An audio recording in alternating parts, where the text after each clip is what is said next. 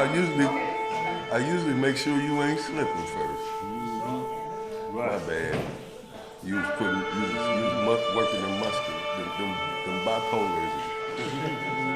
My You may bad. have to put it on the long version. My bad. You may have to put the you may have to put the disco version on though. You hear me, Zed? Yeah, I got you. I really remember when that One Nation Under the Groove. But when you finally found out it was the disco version, boy, you really got to hunt the shoulders there, Man, boy, you know you come up Unless that you way. had- You lose a couple of pounds. unless you on had that one. yeah, you would. Yeah. Clothes fully saturated. Boy, those were the days. It's amazing we wore that silk, but it stick to you once you start sweating. Yeah, yeah. That was nylon, bro. I gotta say, you had silk, I had nylon, rayon, something. Hey, I called mine where I thought it was. I ain't read tag then. Them Swedish knits on, them half moons.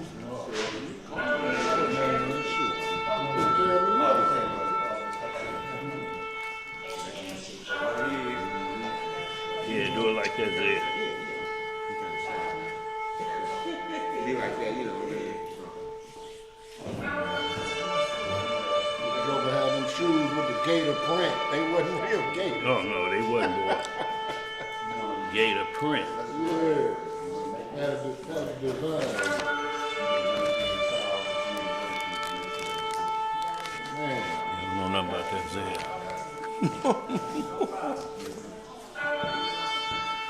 You really have to ask, when were all good old days? The law decides what to believe. 6.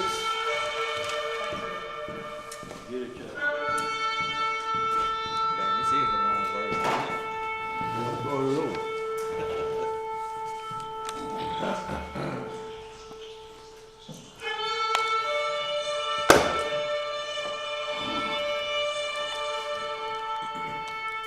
Check.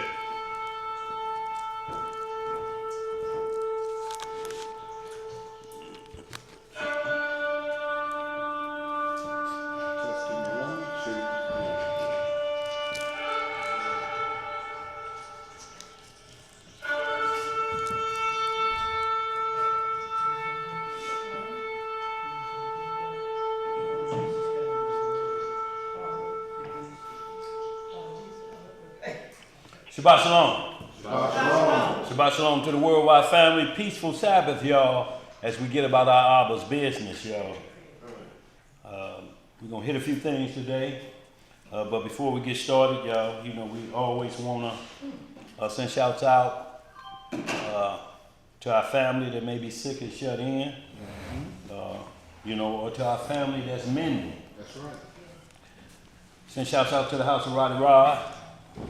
Both rods in Minnesota as well as here at the STL. The house of Uriah, Hananiah, Yes, sir. Akkad, Imal Yisraela, Imal Naomiah. Anybody else that we have missed, to also the house of Elisha and Sister Miriam. Alexis is doing well. I think she was discharged from rehab on the 18th. Or will be, what we at? Oh, it will be the 18th. Well, I got way ahead of myself, man. So she's doing well, and they just getting home prepared for her. She still has just a little bit ways to go, but the rehab is really working well. Y'all, and just prayer for all those that we've been asked to pray for throughout the week. Jeremiah, he's doing well. You know, just got a slight limp in his walk. It just look like an old schooler from the 70s where he walking. So y'all, other than that, also shouts out to Miata. That's the daughter of Brother Darrell and Sister Alicia up there in Ohio. She did graduate, got her psychology degree. So she on her way. She's a youngin' boy doing it, y'all, up there in Ohio. So shouts out to them. We got anybody else I'm missing? And last but never Todd Shepard, no doubt. Last and definitely not least is our supporters, y'all, who continue to support the ministry and will continue, most high willing, to support with the knowledge of the Scripture, laws, statutes, and judgments. Let us hear the conclusion of the whole matter. Fear God and do what? Keep his commandments. Let's turn toward Holy Jerusalem. Topic, we'll get it right when we come back after the precious. All right, family. We're going to get this opening prayer, and it is with the Most High's permission, and it's in the name of his only beloved and begotten Son, our Lord and Savior and our Redeemer, Yahushua HaMashiach. Yes. But we know him as Jesus the Christ, family. Yes. Long live the King. Long live the King. Reading in the book of Psalms, in the 6th chapter, it reads, Pull it out. O Yahweh, rebuke me not in thine anger, neither chasten me in thy hot displeasure. Have mercy upon me, O Yahweh, for I am weak. O Master, heal me, for my bones are vexed. My soul is also sore vexed. But thou, O Yahweh, how long? Return, O Master, deliver my soul. O save me for thy mercy's sake. For in death there is no remembrance of thee. In the grave, who shall give thee thanks? I am weary with my groaning all the night. Yes, make I my bed to swim. I water my couch with my tears. Mine eye is consumed because of grief. Yes, sir. It waxeth old because of all mine enemies. Depart from me, yes, sir, all ye workers of iniquity. For the Most High hath heard the voice of my weeping. Yes, sir. Yahweh hath heard my supplication. The Most High will receive my prayer. Yes, sir. Let all mine enemies be ashamed and sore vexed. Let them return and be ashamed suddenly. Hallelujah! Selah! Yes, sir.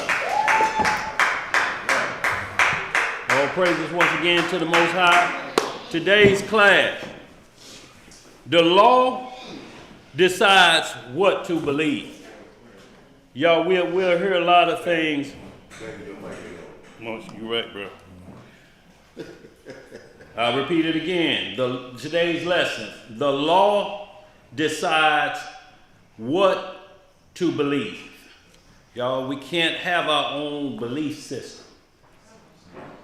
It may be, Shalom says, it may be involved with feelings. And we don't have the 10 feelings. We don't have the 10 suggestions. It's the 10 commandments. So we want to be certain that we're on the right path when we understand the law decides what to believe. And y'all, today's lesson, because a lot of times, I'll put information out there, what is the subject matter you may want to hit on. And y'all, this is class. So we have to understand, according to the administration in 1 Corinthians 12, he says, 12:29, he said, here's the administration, first apostles, then prophets, then teachers. This is where we fall in. So then we have rules and laws on how to teach. It tells us these are the way, these are the angles you have to teach. So we're following the rules as teachers.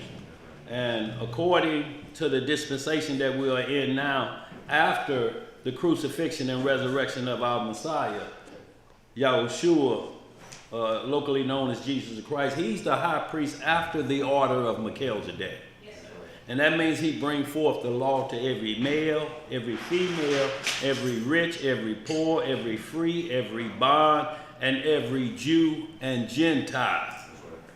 That's how the law is to be explained to all of these individuals. So if we find ourselves in what we may feel is a debatable situation, which we can't debate, or we find ourselves in a situation that where it looks like the Bible is contradicting itself, well, it can't do that, because we looked up contradiction, and contradiction means a truth and a lie mixed together. So this book says holy. It don't have truth and lies mixed together. So every other book that we use outside of the Bible that's mentioned in the Bible cannot have contradiction either. It cannot have truth and a lie. But a lot of time events make people think that there's contradiction on how it's worded. The Bible has its own language, and then it'll explain it in plain English for you. But it talks its own language. It explains what a curse is. It explains, shalom, shalom, my Judas. Boy, you looking good. Yeah, boy, look like you've been doing some power lifting or something. Yes, sir. Shouts out to that brew, y'all. That brew had to go through a few treatments, but he walking and looking good. Hey, today your And Earth Day strong. too? And today is Earth Day? Happy Soul Day. Yes, sir. Happy Soul Day. Uriah and Hananiah anniversary was yesterday. The anniversary. Oh, shouts out, happy anniversary, Uriah and Hananiah as well. Yes, sir. So, y'all, we want to explain that the law settles any of those matters because, and we're just going to give these scriptures briefly to let you understand where we're coming from. And let me just say, all of this was brought on this class because we do put things out there. Our juju out there, y'all know our juju. Also, the week before we did a class based on young wise servants question. But this the question our juju had. Hey, like I saw in Jasher 56, 62, and 64, and Jubilees 38 and 2. Jubilees 38, it was telling two different stories on how Esau died. And he wanted to understand that because Jubilees says Jacob killed Esau in battle. Well, the book of Jasher say Jacob's son killed Esau in battle. The only problem we got is Jacob is dead on one of these killings that's mentioned. So now we have to question, based on the book of Jubilees and the book of Jasher, whether so-called error or what you may think is a contradiction. But this is the problem. The main one don't mention the death of Esau. So now you're stuck with one witness apiece.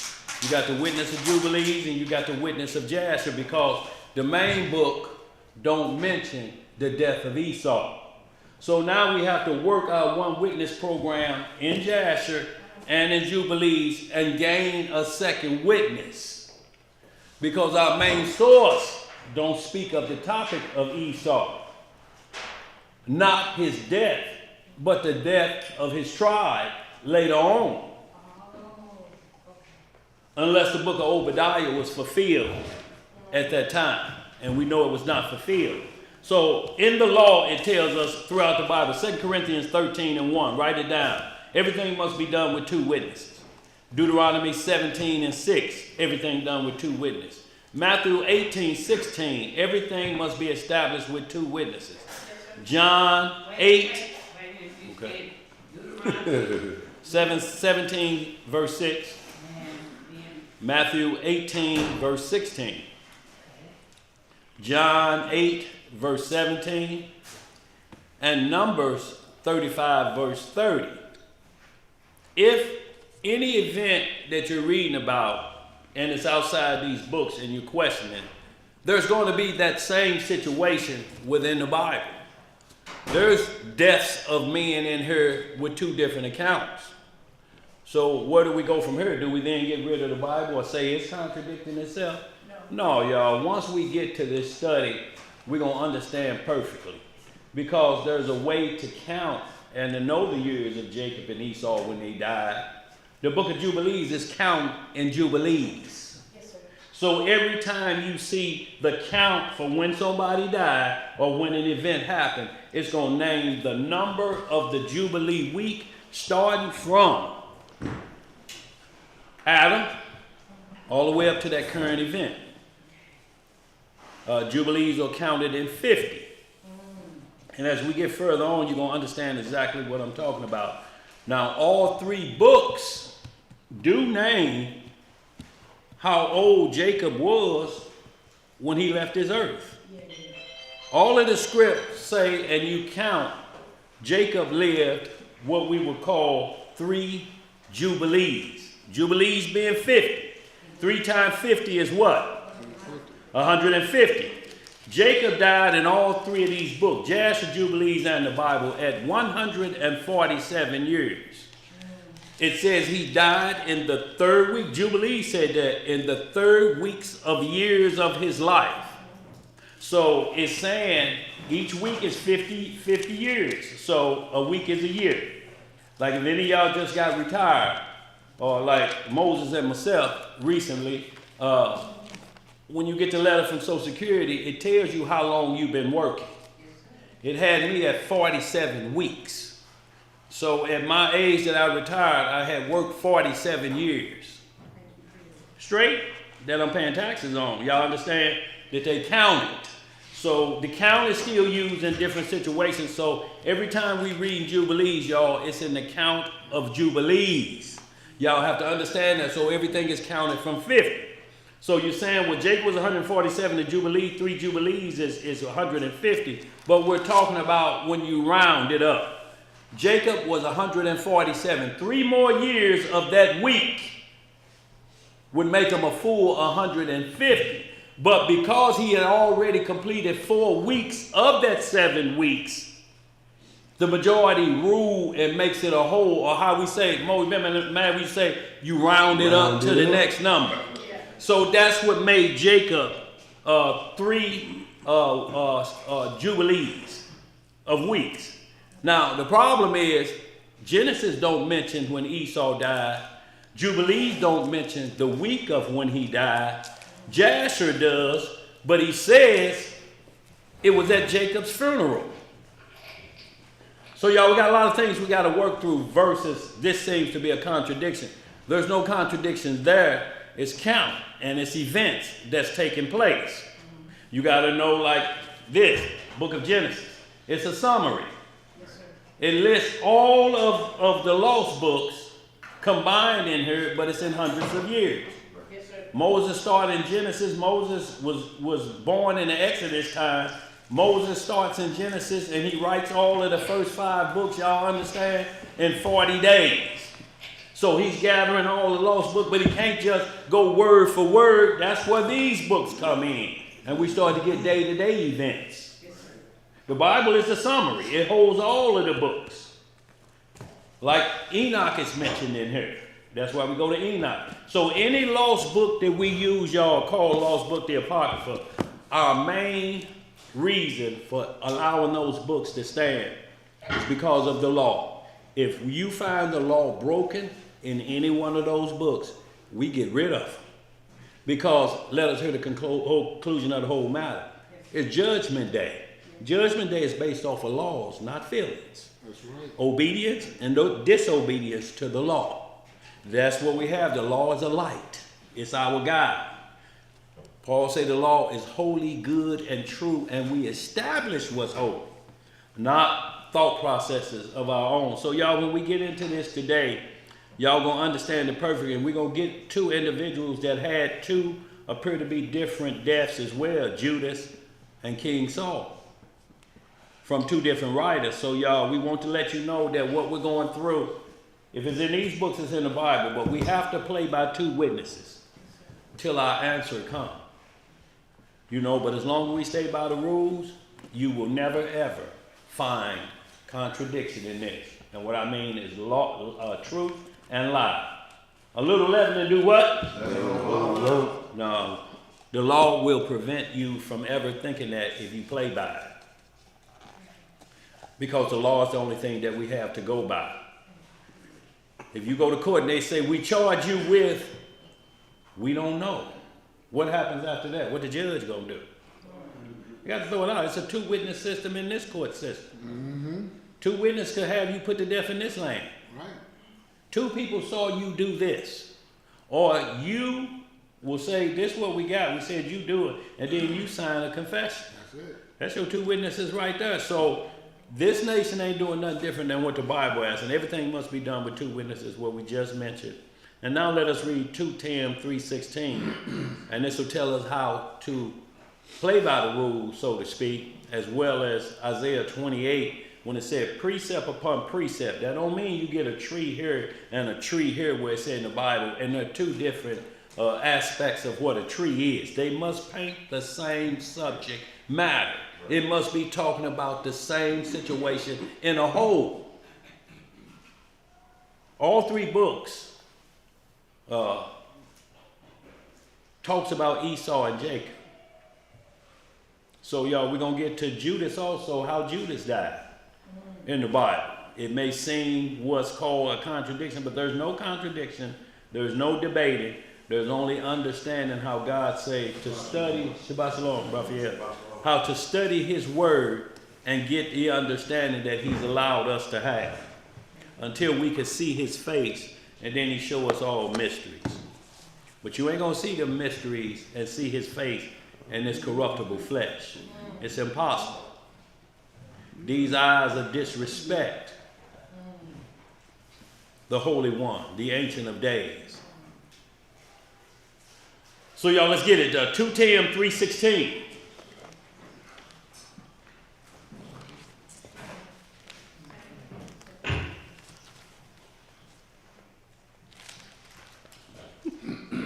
What you laughing at over there? You got your mic right by your chain. We're going to be hearing that all. Y'all hear that rattling? Is it rattling? Let me move it up.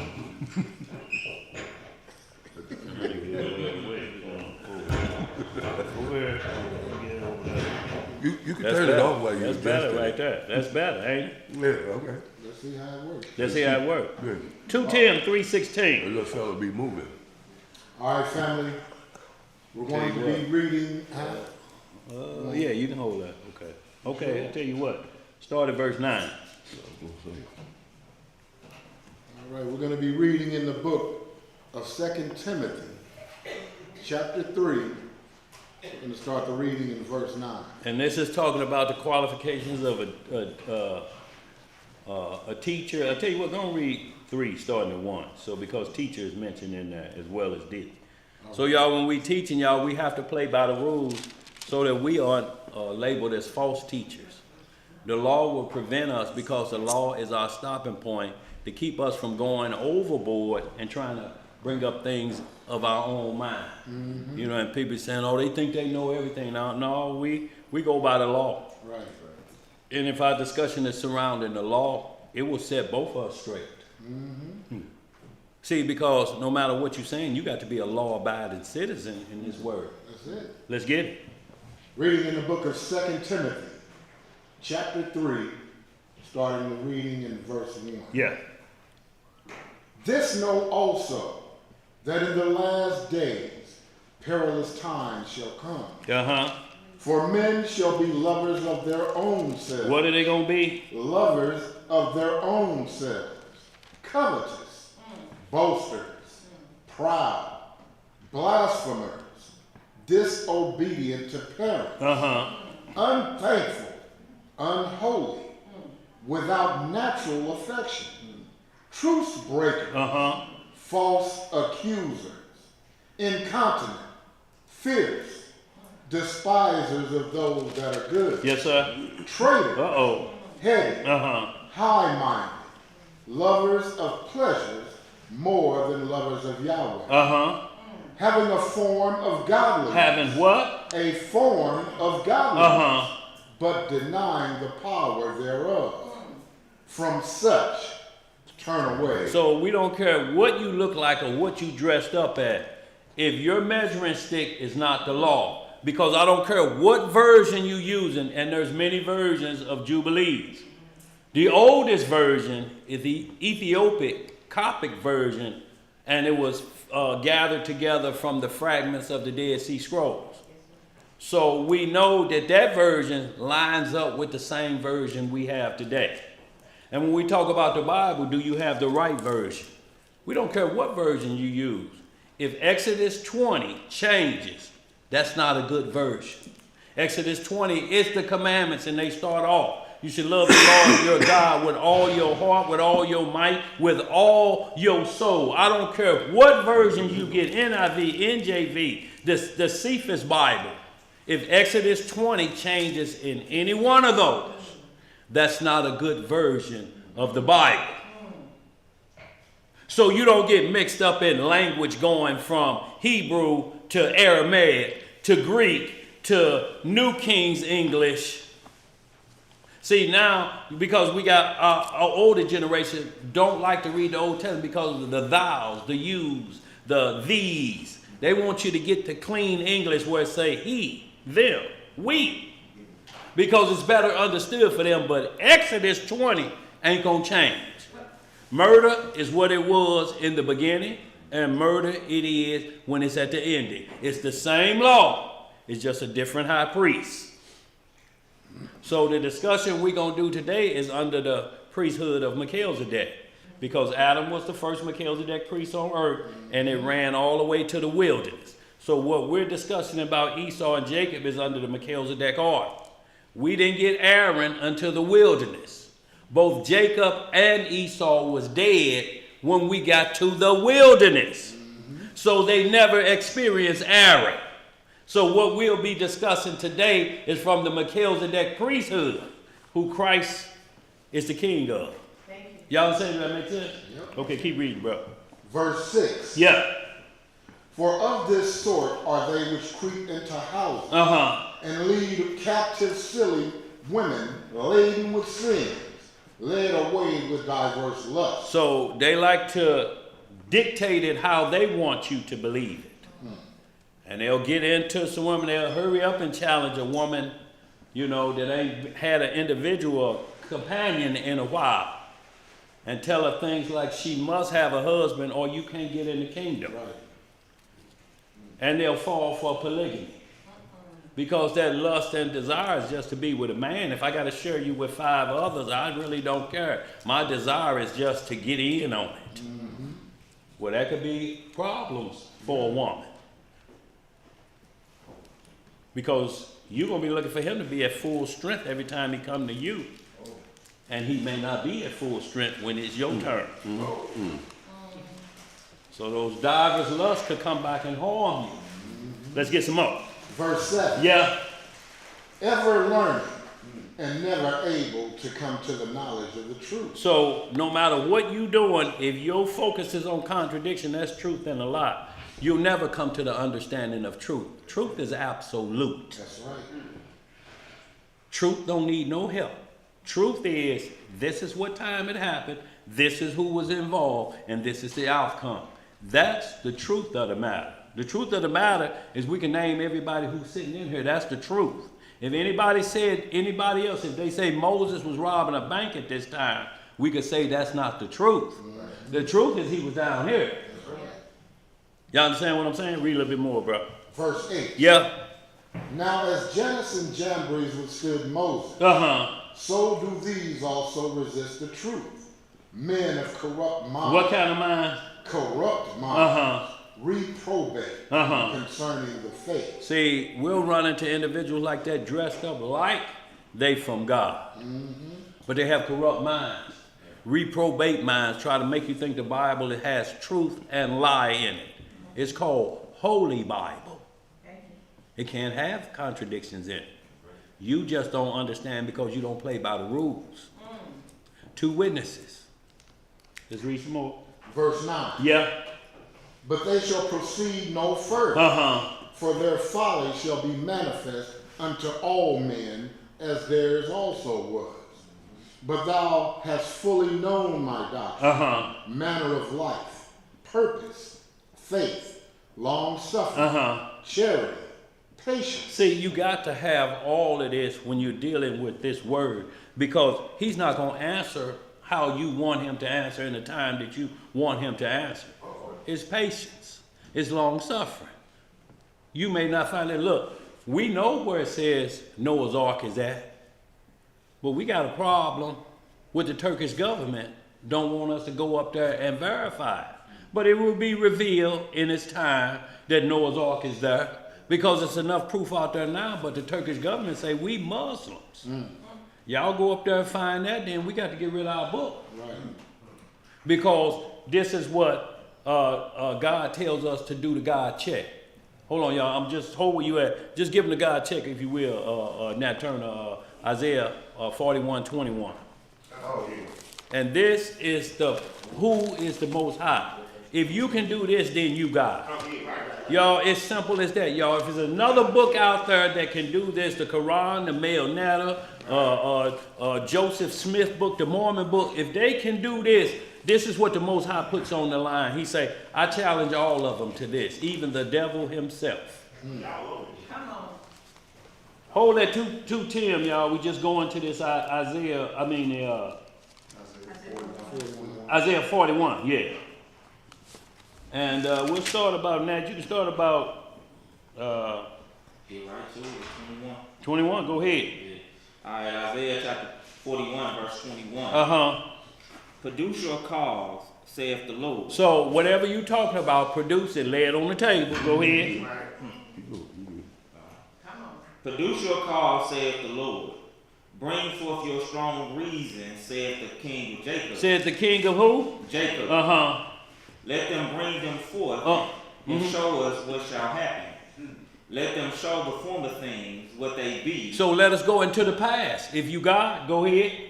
That we may consider them. That we may do what? Consider them. Let's look and see if it came to pass what you talking about. Was these things in the beginning? Right. Go ahead. And know the latter end of them. And know the latter end of them. What happens, not just announcing it, is what was the judgment of it as well. And it still stands to this day. Go ahead. Or declare us things for to come. Or tell us what's going to happen in the future. What you got between Genesis and Revelation, or out, or before Genesis, or after Revelation? What you got, Shalom, nerd, that we can say that we trust that you got? What you got? Right. Go ahead. What else say that? Verse 23. Yeah. Show the things that are to come hereafter, that we may know that ye are God. Yeah, do good or do evil, that we may be dismayed and behold it together. Behold, ye are of nothing, and your work are of naught. An abomination is he that chooseth you. So there's an abomination of he that chooses you. If you can't tell the past, the present, and the future, that's called prophecy. And we have what's called false prophets. Yes, sir. It's the only way to measure and see what comes to pass, who's accurate or not. That's what the Most High put on the line, and he'll back it up. And also, is that 46? Let me take a look, make sure. Let me read down to this 26. You gonna read down to where? Okay. It says, I have raised one from the north, and he shall come. From the rising of the sun shall he call upon my name, and he shall come upon princes as upon mortar, and as the potter treaded clay. Who have declared from the beginning that we may know, and before time that we may see. Yes, sir. He is righteous. Yeah, there is none that showeth. Yeah, there is none that declareth. Yeah, there is none that heareth your words. So right now, one more, second witness. So right in that same Isaiah 46 and 8. 46. 8 and 9, yeah, 8 through 10, I should say. Isaiah, same Isaiah 46, 8 through 10, y'all, because we have to put everything on the line. We don't care what no other book say. If it's violating Exodus 20, it's out the door. Isaiah chapter 46, verse 8. What it say? Remember this, and show yourselves men. Bring it again to mind, O ye transgressors. Remember the former things of old. Let's remember how Adam was, how we was taught, how the flood happened. Go ahead. For I am God, and there is none else. I am God, and there is none like me. Declaring the end from the beginning. Declaring what? The end from the beginning. And from ancient times. And how long ago now? From ancient times. The things that are not yet done. Saying, my counsel shall stand, and I will do all my pleasure. We can hold that. So if you understand how our power tells us how to rate him amongst any other god is what's their end game? We don't care what new movement you on. What's your end game? How do you take these nuclear warheads from China, North Korea, United States, and Israel? How do you take them warheads? Because that's what you're going to have to do to turn it over. Or in your new doctrine, do we ride this out like this forever? Don't care because you believe in a strange God. God, what's your end game? For one, you ain't got no beginning game. Your beginning game is stealing out of the Bible and trying to make your own doctrine. Let's get back to that. So then, Yes, ma'am. the word says you do error. You not knowing the scripture. So y'all, the law keeps us on path so that we don't put our foot in our mouth. That's lightly spoken. Huh? That's lightly spoken. And that's lightly spoken. Absolutely, bro. So, yeah. What I say? Some came out. You said the same thing he almost said. Yeah. All right, family, we're back in the book of 2 Timothy, chapter 3, and we left off the reading in verse 11. Yeah. And it reads, persecutions, afflictions, which came unto me at Antioch, Yes, sir. at Iconium, at Lystra, what persecutions I endured, but out of them all the Most High delivered me. Yea, and all that will live godly in Hamashiach Yahushua shall suffer persecution. So you will suffer persecution, but for the Lord's sake. It won't be for your own doing. Right. You can't go against the Most High's laws and say you're persecuted. Then you're persecuted for evil. But when you're persecuted for righteousness, that's then you bearing your cross. Right. Let's get some more. Verse 13. Yeah.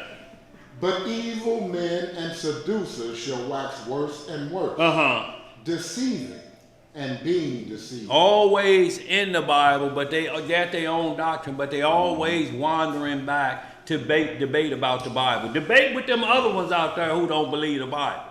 Why you keep coming back here? Because you know what's the truth. You're just fighting against it. Go ahead, read some more. Verse 14. Yeah.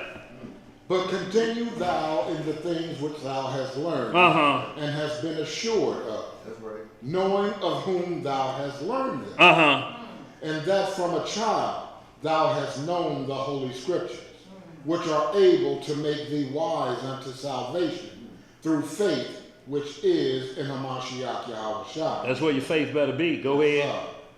All Scripture. Some scriptures. All Scripture is given by inspiration of Yah, and is profitable for doctrine, for reproof, for correction, for instruction in righteousness. So it has to be profitable. So no matter what we talking about, y'all, we have to seek another's wealth that Paul is speaking about. We have to break this down as teachers so you can defend the word with no gainsaying, with no doubts in your mind, because if you play by the law, it'll prevent you from having to wrestle for the cool side of the pillow. The law will in no way, shape, or form have you doubting the word, because the law is absolute. If the law is tampered with, there can be no judgment day. You tampered with. You tamper with, that's what you'll find out. But there cannot be a judgment day. There was judgment put on Sodom and Gomorrah for their crimes, but they have not faced judgment day. That's why the Messiah said, if you go to a house and they won't hear you shake the dust, it will be more tolerable for Sodom and Gomorrah in the day of judgment than for that city. Sodom had been burned up a couple thousand years when he made that statement. So every one of them that got that hot coal and brimstone threw on their rear end out there naked and clowning will find out why their rear end got set on fire. On that day, judgment day. Mo, you had something? You good? Okay, let's read some more. We finished that, verse 16? Verse 17. Okay. That the man of Yah may be perfect, thoroughly furnished unto all good works. Thoroughly furnished unto all good works. That means if there ain't an answer there, don't make up one. Right. Right. Be patient and wait. Look, when Daniel told that in the last chapter of the book of Daniel, it says, look, Daniel, we're going to seal up the matter. You going to sleep. Ain't no more for you. You talked about the Antichrist and how he coming, but John the Revelator going to explain it. 2 Thessalonians going to explain some things when he hit the earth. This as far as you going. They get to pick it up. And he died knowing that, just like Job in 19:25, or Job chapter 19, verse 25, in this body, with these eyes, when I'm resurrected, I will see my Redeemer stand on the end of the earth. But right now, this is as far as I get to go. But my hope, my vision of what's written for the future gonna come to pass. And I know I ain't gonna be reincarnated in nobody else. It's going to be me in this body, in these eyes. The only difference is going to be supernatural at this point. Like Adam was before he sinned.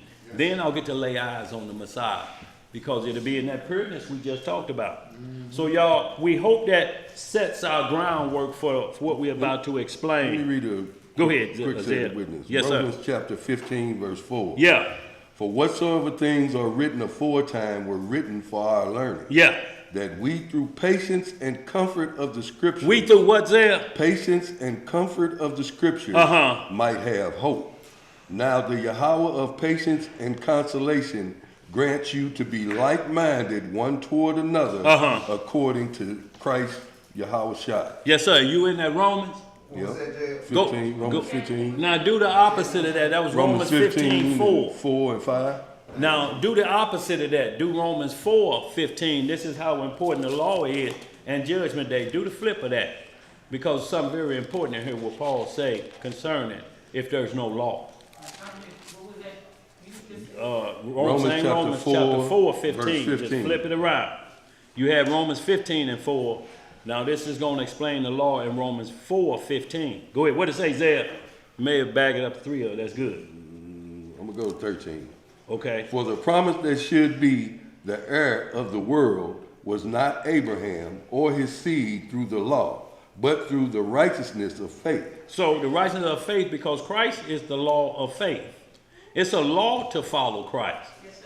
Moses said it in Deuteronomy. Joshua said it. So Adam was told that the law of faith had to come. So Christ is a law that we must keep, but we got to keep it under Melchizedek, not Aaron. Go ahead. What else it say? Verse 14. Yeah. For if they which are of the law be heirs, faith is made void. See, so if it's just about these 10 commandments, or if it's that and that only, and you don't have Christ involved, you make the law void. There's no way you can get into the kingdom, because you'll be what's called a non-messianic maniac. You can keep the laws, but if you ain't keeping the law of faith, what intercessor do you have? Right. And then that's what happened. They start making up their own intercessors.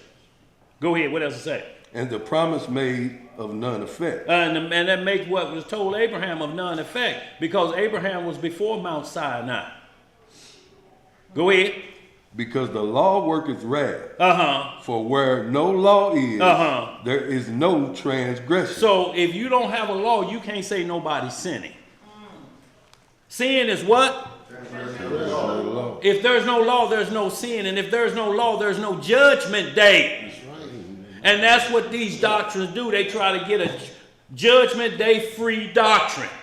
All you have to do is ask them of strange doctrine, what's your end game? If I do what you're saying is the truth, or I don't do it, what's the end for me? So I'm going to say, well, you get to keep coming back till you get it right. Well, why am I going to do right now if I got multiple chances? Right. But the scripts say in Hebrews 12, it's appointed for man to die once, and then what? So you can't keep coming back to get it right. If we ain't got it right now, we ain't going to get it right multiple times. If you get to die and come back. I can't turn this way up. No, you can't, bro. Why would you want to do that? Go ahead. Yeah. You think it's just about that? See, but all we talking about, y'all, is belief in Christ, because any book we read, every lost book speaks of the Messiah. In the book of Enoch, it speaks of him. Jasher and Jubilees speaks of him. Jubilees even speaks about him being that one and only, the Melchizedek that all the other ones have to bow to. That's in Enoch, that's in Jubilees, that's in Jasher.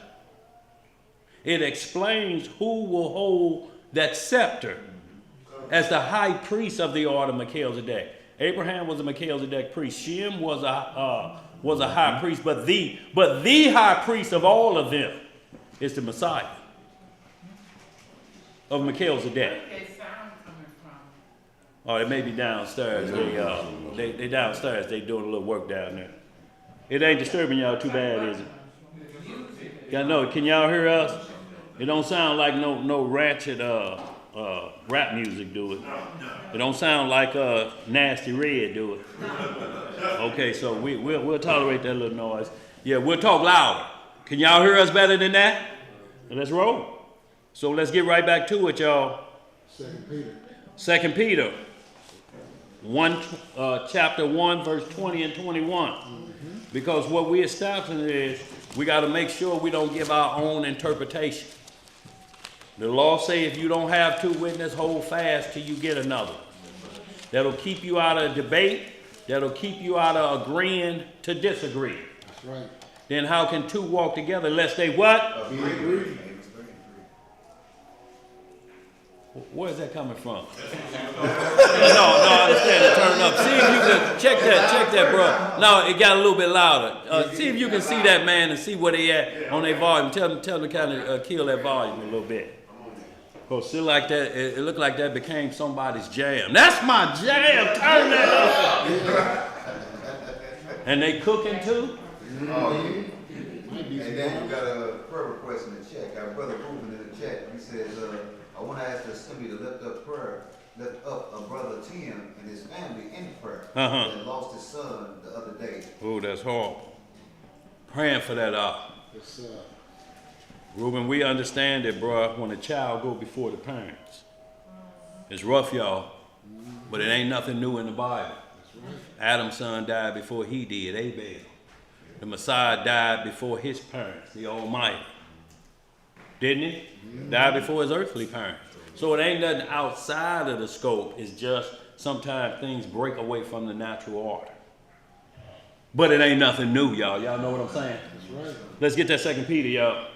The book of 2 Peter, chapter 1 and verse 20. Go ahead, I catch up. Knowing this first, Yes, sir.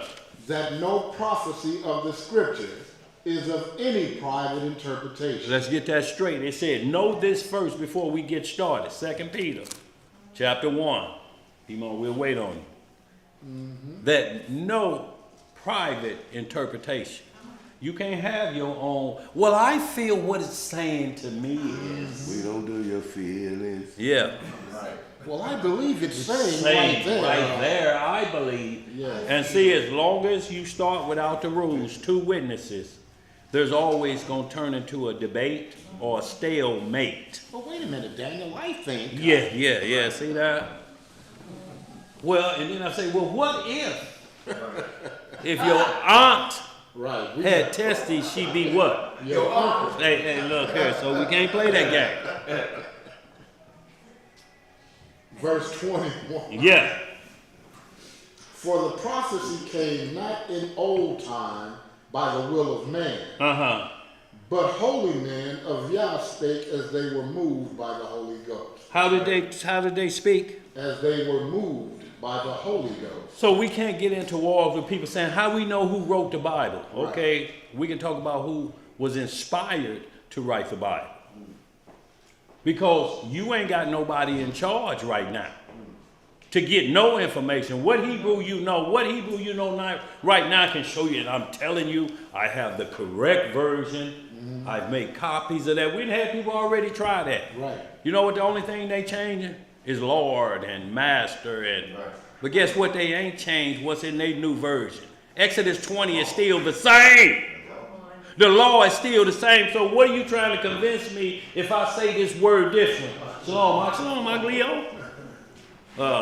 If I say this word and look it up in the Greek, that don't change the law. Ain't no word, no language you can look up murder and it says something different in another language.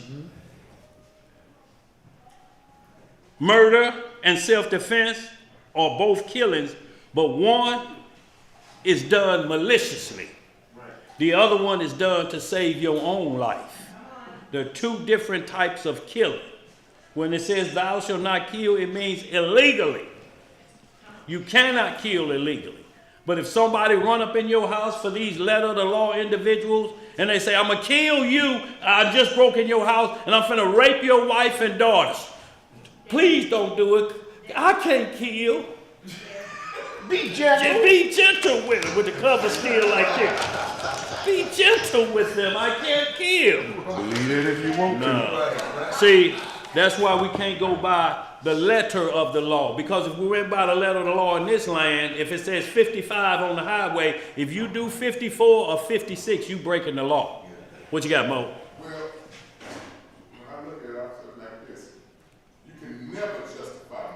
You can't never. Right. But killing can be justified. It can be, because that's what the rule said in Numbers 35. It gives you the whole list. It tells you if you lay in wait and put a piece of wood on an individual's head, you are a murderer.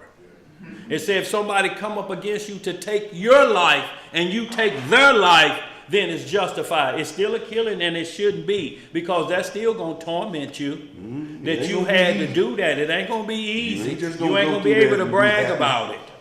It's still going to be in your consciousness, but at least you know on Judgment Day, I'll get a fair shot at that one. Let's get some more, y'all. I think we're going to Jubilees. Yeah, we're going to now these events, the death of Esau, that where some have a problem with this, but this ain't the first time we're going to get into this. Jubilees say Jacob, his brother, killed him. The book of Jasher say Jacob's son killed him. So now we got to wonder, is Jasher mostly talking from the perspective of when it's saying Jacob, is it really talking about his son? When it's talking about Esau, is it really talking about his son, but it's just talking about Jacob? Like when they say, who's down here in class today? Jacob's down here, right? But Jacob, the patriarch, ain't down here. He died in Egypt. We're going to get to that, though, so you can understand some things. We're not going to lean to our own understanding, and where the law stops us, we're going to stop. Y'all understand what we're saying? Let's get it. Y'all, and after we read both versions, then we're going to go to the Bible, which speaks of both books. And we're going to make sure if this says something different for one or the other, then one or the other has two witnesses, and we got to, if Jasher and the Bible say that's two, then we got a serious situation we got to deal with Jubilees. If Jubilees and the Bible are two, then we got some serious questions about Jasher. But these two have to agree with two witnesses of the law on each matter, each subject matter. That's right. Y'all, we can't play around. That's right. Some people don't like the book of Enoch because of the giants. You know, we ain't had no question about that. Enoch is mentioned in the book of Jude. He's mentioned all throughout the Bible. He's mentioned in Genesis. He's mentioned in the book of Hebrews. So we don't care nothing about how you feel about Enoch unless you tell us right here, Enoch is breaking the 10 Commandments. Right here in the law, statutes, and judgment. We got them. We got them. Then we get rid of Enoch. But we don't care nothing about you don't believe how tall them giants was. Mm-hmm. You started out in Genesis 1:1 and you believe the earth came forth out of water from just a voice that spoke to it. If you believe that, we ain't concerned what you believe way up here, what you don't believe way up here. How did you get past the beginning of belief? How did you get past a half dirt man and supernatural man? How did you get past that and you concerned about how big Noah's ark was? I mean, you were asleep at the beginning of the class. Let's get some more. Where we at? Jubilees chapter 38, verse 1. Going to the book of Jubilees. If y'all ain't got it, y'all getting them smartphones and do Sacred Writings, Jubilees. And we'll read the first verse and see if what you got matches up.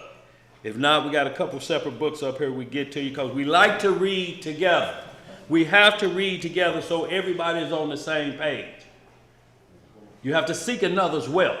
You can't have nobody lagging behind. They have to know what you know. You cannot keep this unless you give it away. You can't hold back on riches. It's the same thing. It's like holding all that money and don't share it. Then when you die, guess who get it? And we sure gonna share it. We're gonna show you how you should have spent it. Because when they put it in the casket, we digging that casket up. I don't think you're going to show up at judgment with a sack of money and 401k. That's right. That's good. No, that was for this side of the dirt. We're going to Jubilees, right? Yep. 38. Let's get it. Jubilees chapter 38, verse 1. Is everybody there? Okay. Not everybody. No. I know where you're going. Go ahead. I'm there. Look at that. I'm there. Go ahead. And after that, Judah spake to his father, Jacob, and said to him, Bend your bow, father, and send out your arrows, and cast down the adversary. So right here, Esau and Jacob is at war. Right here in the book of Jubilees, they're at war. And Judah and Jacob and the 12 tribes, and Judah gives his father his bow and arrow. He said, Father, take down our adversaries. Go ahead, read some more. And slay the enemy. And may you have the power, for he will not slay your brother. For we will not slay your brother. For he is such as you, and he is like you.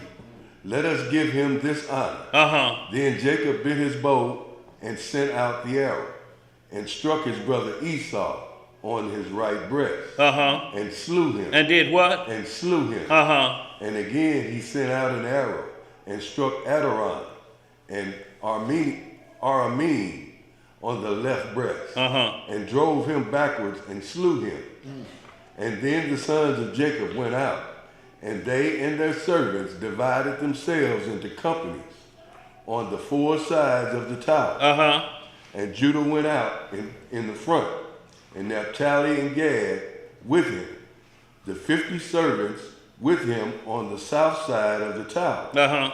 And they slew all they found before them, and not one individual of them escaped. Okay, so you would think that they killed all of Esau and his band, all his men at this point, because they not one escaped. Exactly. But when you keep reading, that may be talking about just about a particular battle at that point. Let's keep reading, see what else it say. And Levi and Dan and Asher went out on the east side of the tower, and 50 men with them, and they slew the fighting men of Moab and Ammon. So now these are the people who was with Esau coming up with him. So they handled that group.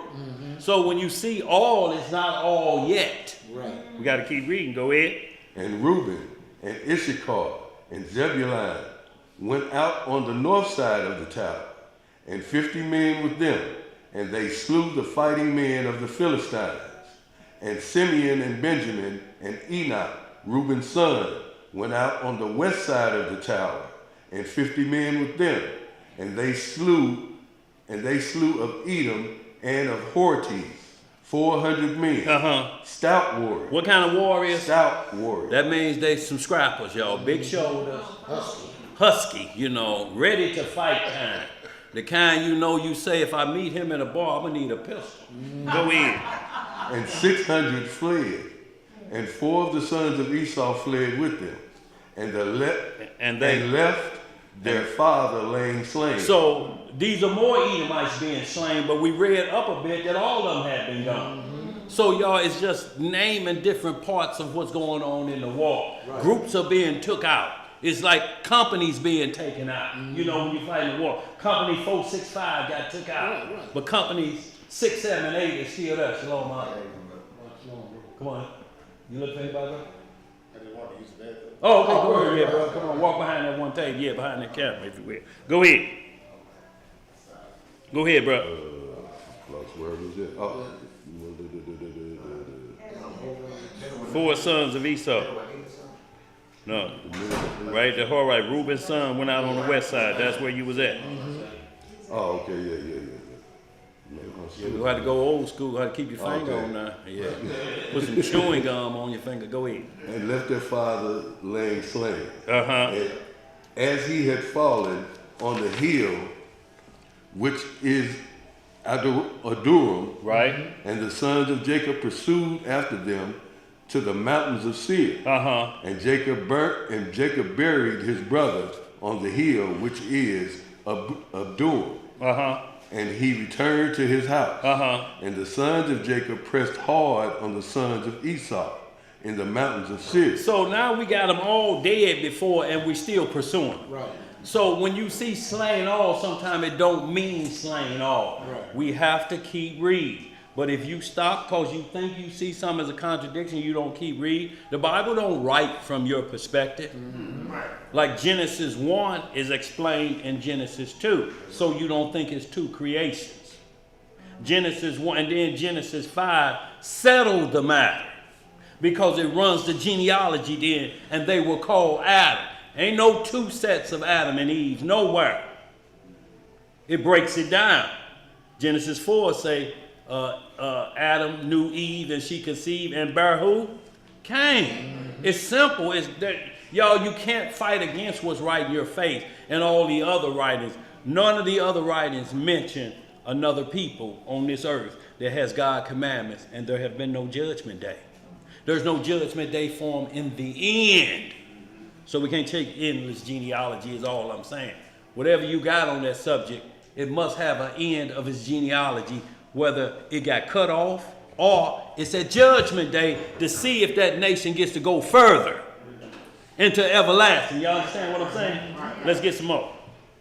You can hold that. Is that so? Y'all, we see how far? Where you at on that, Zed? Like 10. Mount Sarah. Mount 10, yeah. Okay, go ahead. And the sons of Jacob pressed hard on the sons of Esau in the mountains of Seir, and bowed their necks so that they became servants of the sons of Jacob. And they sent to their father to inquire whether they should make peace with them or slay them. And Jacob sent word to his sons that they should make peace, and they made peace with them. So they made peace with Esau again. So this is remnant people, right? Yes, sir. So we see that death is before we ever went to Egypt. This is what jubilees is sounding. But once again, let us give the rules for jubilees. Jubilees count in 50s. Y'all understand what I'm saying? They count in 50s. Everything they write about, 50 years is going by.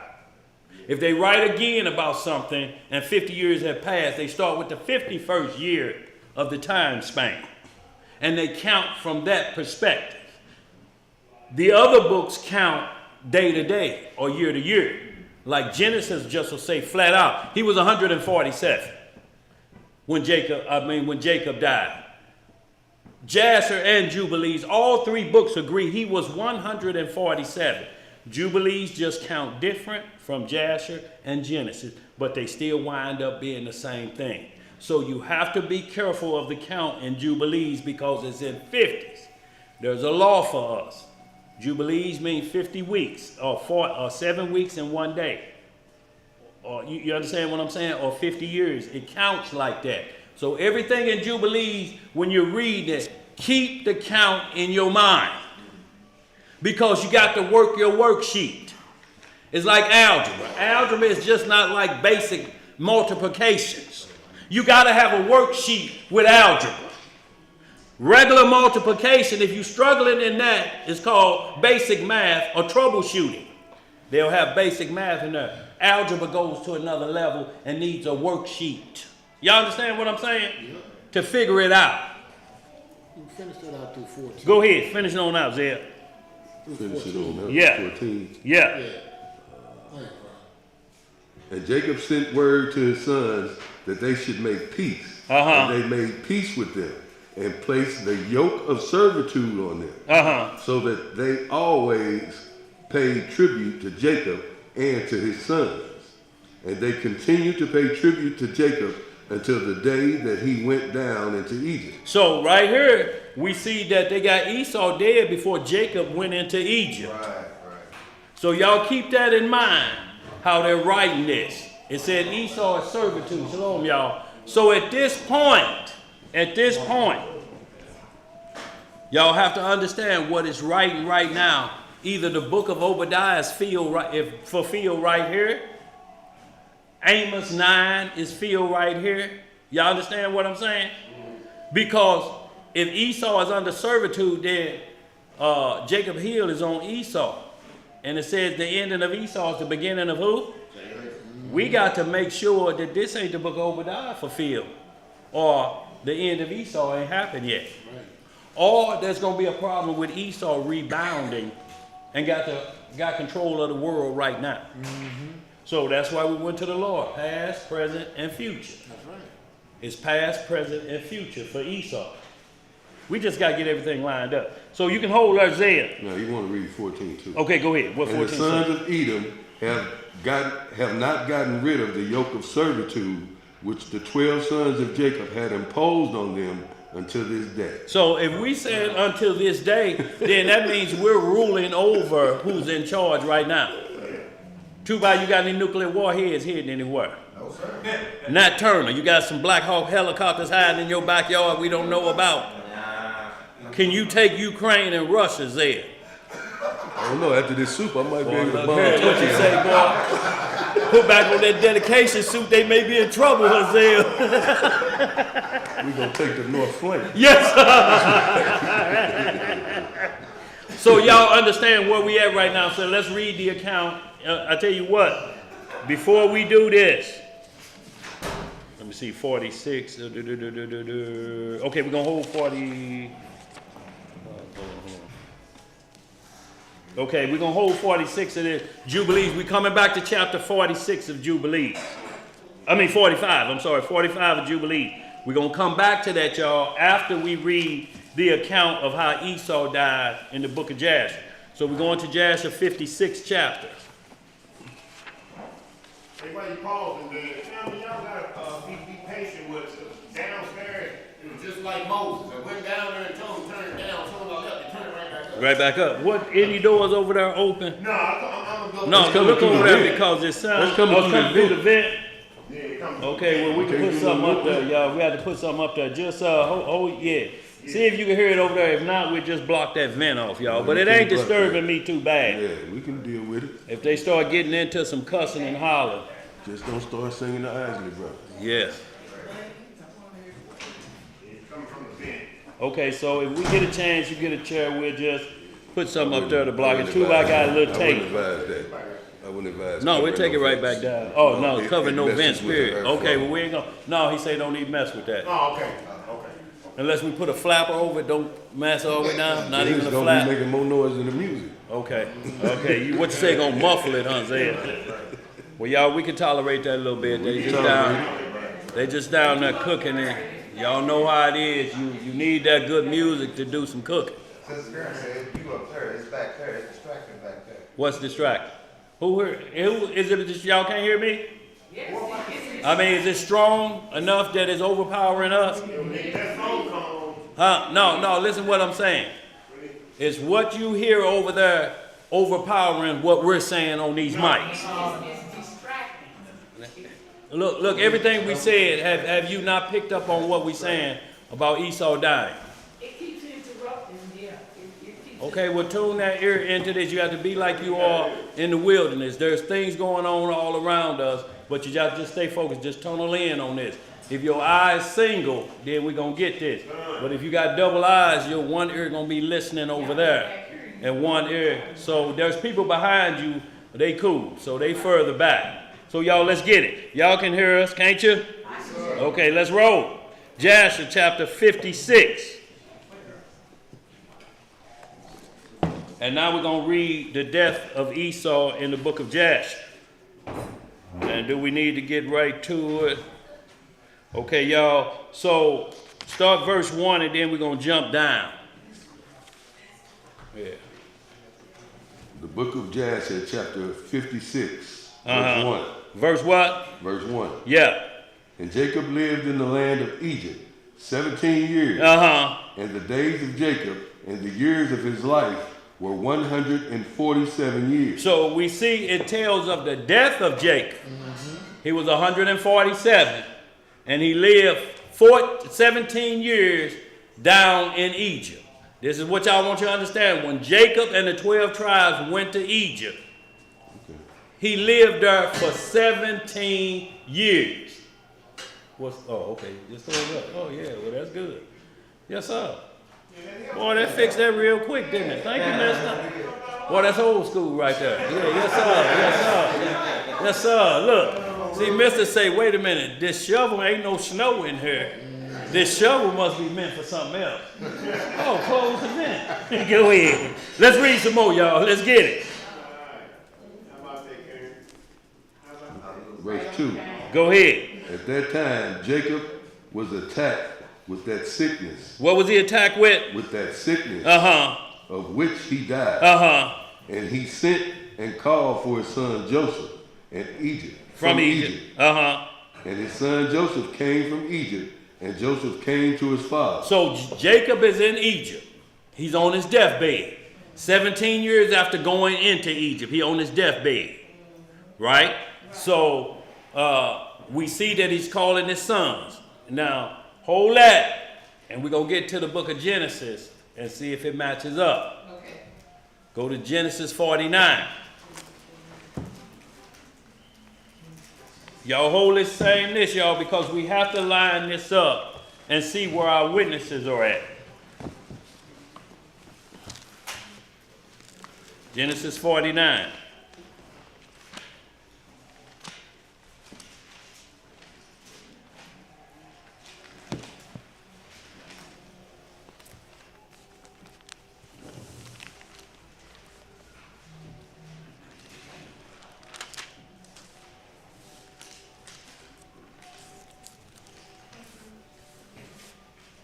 We're going to read 1 and 2 there of Genesis, and then we're going to jump to chapter 50. Y'all read all of 49, though, but we're just going to read the same thing we just read.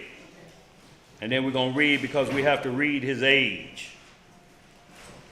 Genesis chapter 49, verse 1. Uh-huh.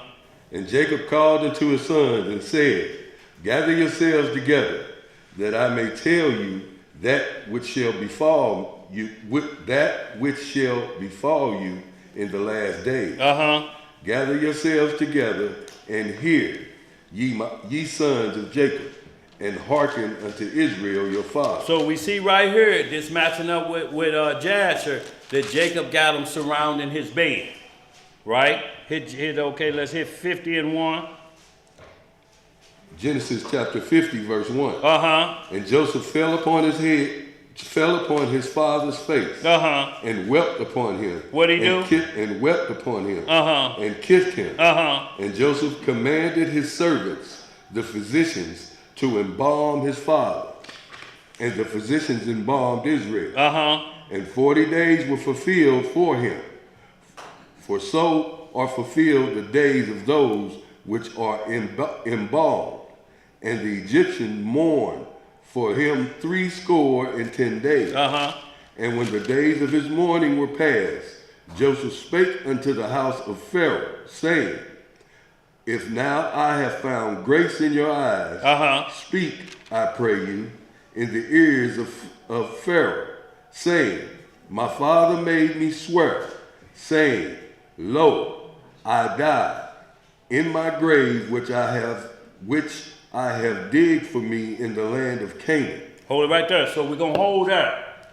All we want you to see is that Joseph fell upon his father, and it says Jacob was sick. He had that illness. What that illness was, we don't know, but it caused his death. Jasher is saying that.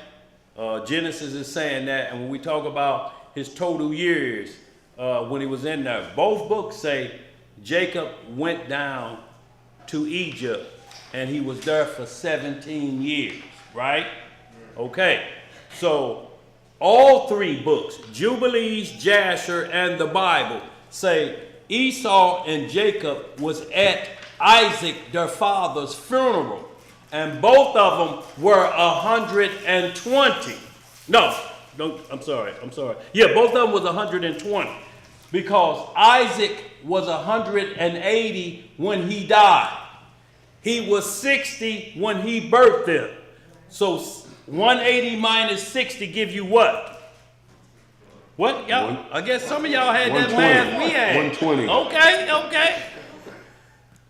Y'all addition got some subtraction in it. So look here. So if Isaac died in 180, and Esau and Jacob was birthed when Isaac was 60 years old, then that makes those two boys 120 years old when their father died. Right? So what we got now is neither one of them, Esau or Jacob, had went to Egypt for 10 years. Because if they're 120 when their father died, and Jacob spent 17 years in Egypt, 120 dying at 147 is 27 years in Egypt. Am I right? Yep. So if Jacob only did 17 years in there, 10 years have to come off. So Jacob went down into Egypt at 130 years old. for 17 to make him 17 more years to make him 147. Am I making sense to anybody? Okay, so that war that Jubilees talking about, that Jacob killed Esau, had to be within them 10 years of 120 and 130 years old, because they both the same age, right? Because look, Jacob is dead in the book of Jasher. Esau is dead in the book of Jubilees at 130 or 120. Somewhere in between that time frame, it would have to be according to Jubilees, unless you're not counting by Jubilees in 50s. If you're not, it's going to make Esau die before that. Now, Genesis, the Bible don't say nothing about when he died. It don't even mention him anymore until Genesis 36, and they start running his tribes. And the book of Obadiah, and the book of Amos, and Isaiah 14. Then they start bringing Esau back up again. Romans and Paul bring him up in Romans 9 for Jacob have I loved, but what? Esau. So he's brought back up here, y'all. So we want to keep this all in account. So I'm going to lay it down again. Jubilees got Esau dying by Jacob, and he has to have it before Esau and Jacob was 130 years old. Because at 130, Jacob is moving to Egypt for 17 years. Or is Jubilees really saying Esau was killed before Jacob went to Egypt? That's where we at. And who killed him? Y'all, hope this ain't getting too complex. If it is, just raise your hand and we'll slow it back down, because it needs to be explained the same way, or we'll never be on one page. So if it's doing this, slow us down so we can break it back down to the speed of sound. To the speed of sound? Yeah, look, cause if it's going at the speed, look, if it's going at the speed of light, that's 187,000 miles a second. If you go from the speed of sound, it's only 600 miles an hour. Mach 1. I need you to explain. Sound is only Mach 1. The speed of light is 187,000 miles per second. So you got one sound you hear at 600 feet or 600 miles.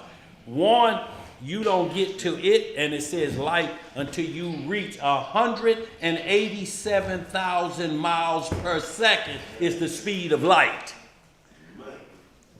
So you have to understand the difference. We can hear sounds right now. When the sonic boom hit at a jet, when an F-15 fly over there, that's the speed of sound. When you hear that boom, it makes that boom, that's the speed of sound. But the speed of light is something different. The CERN machine is trying to get to the speed of light. If they get to the speed of light, they say we're 99% there.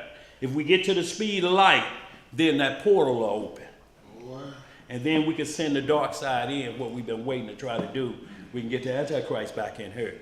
If the CERN machine cracks the speed of light, if y'all look at it right now, it'll say the CERN machine is at 90 to 95% heading towards the speed of light. But it ain't there yet. So we're going the speed of the CERN machine? Yes, sir. That's where we're going, bro. Y'all, we have to keep things in perspective, because the Bible talks language. 1,000 years is as what? One day to the Lord.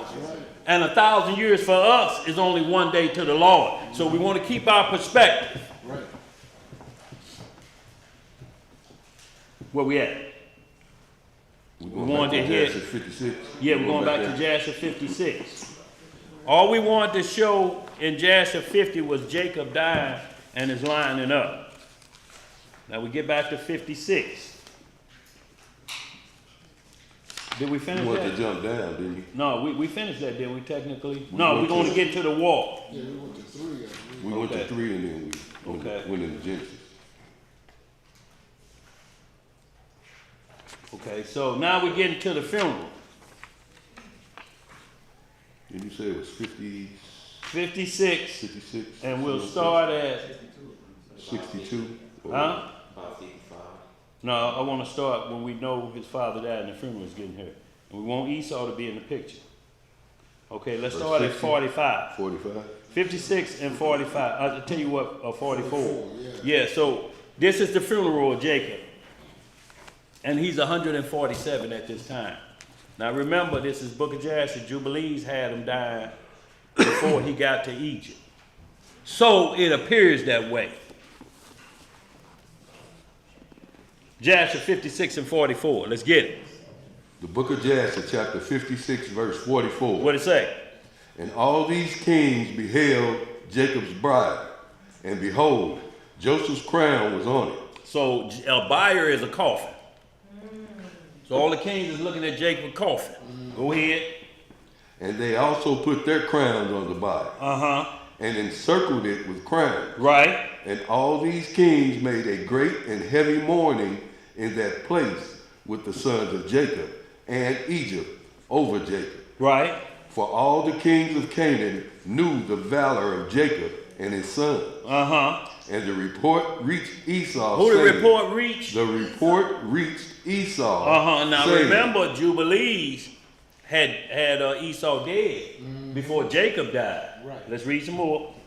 Jacob died in Egypt, and his sons and all Egypt are carrying him to the land of Canaan to bury him. And Esau heard this thing, and he was dwelling in Mount Seir. So Genesis 36 tell you where Esau dwells. That's his stronghold. Mount Seir, that's in the Bible, Genesis 36. Go ahead. And he rose up with his sons and all his people and all his household, and the people exceedingly great. And they came to mourn and weep over Jacob. And it came to pass, when Esau came, he mourned for his brother Jacob.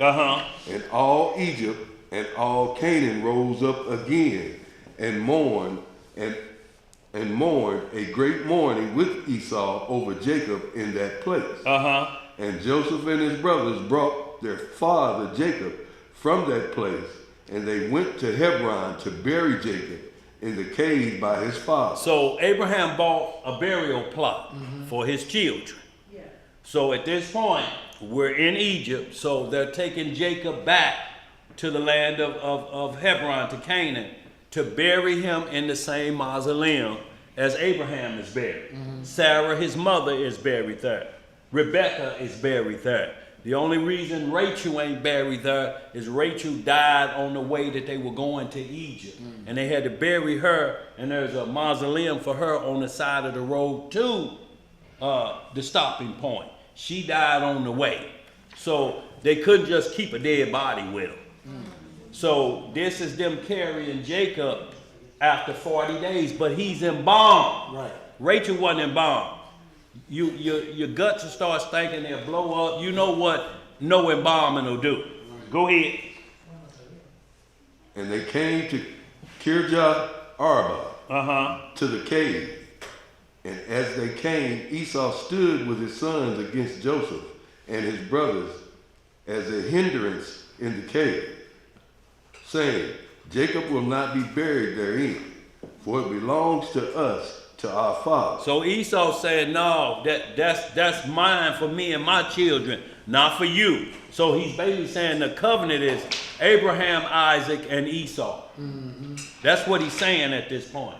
But we read what the covenant is, Abraham, Isaac, and who? Jacob. So let's keep reading. And Joseph and his brothers heard the words of Esau's son, and they were exceedingly angry. And Joseph approached to Esau, saying,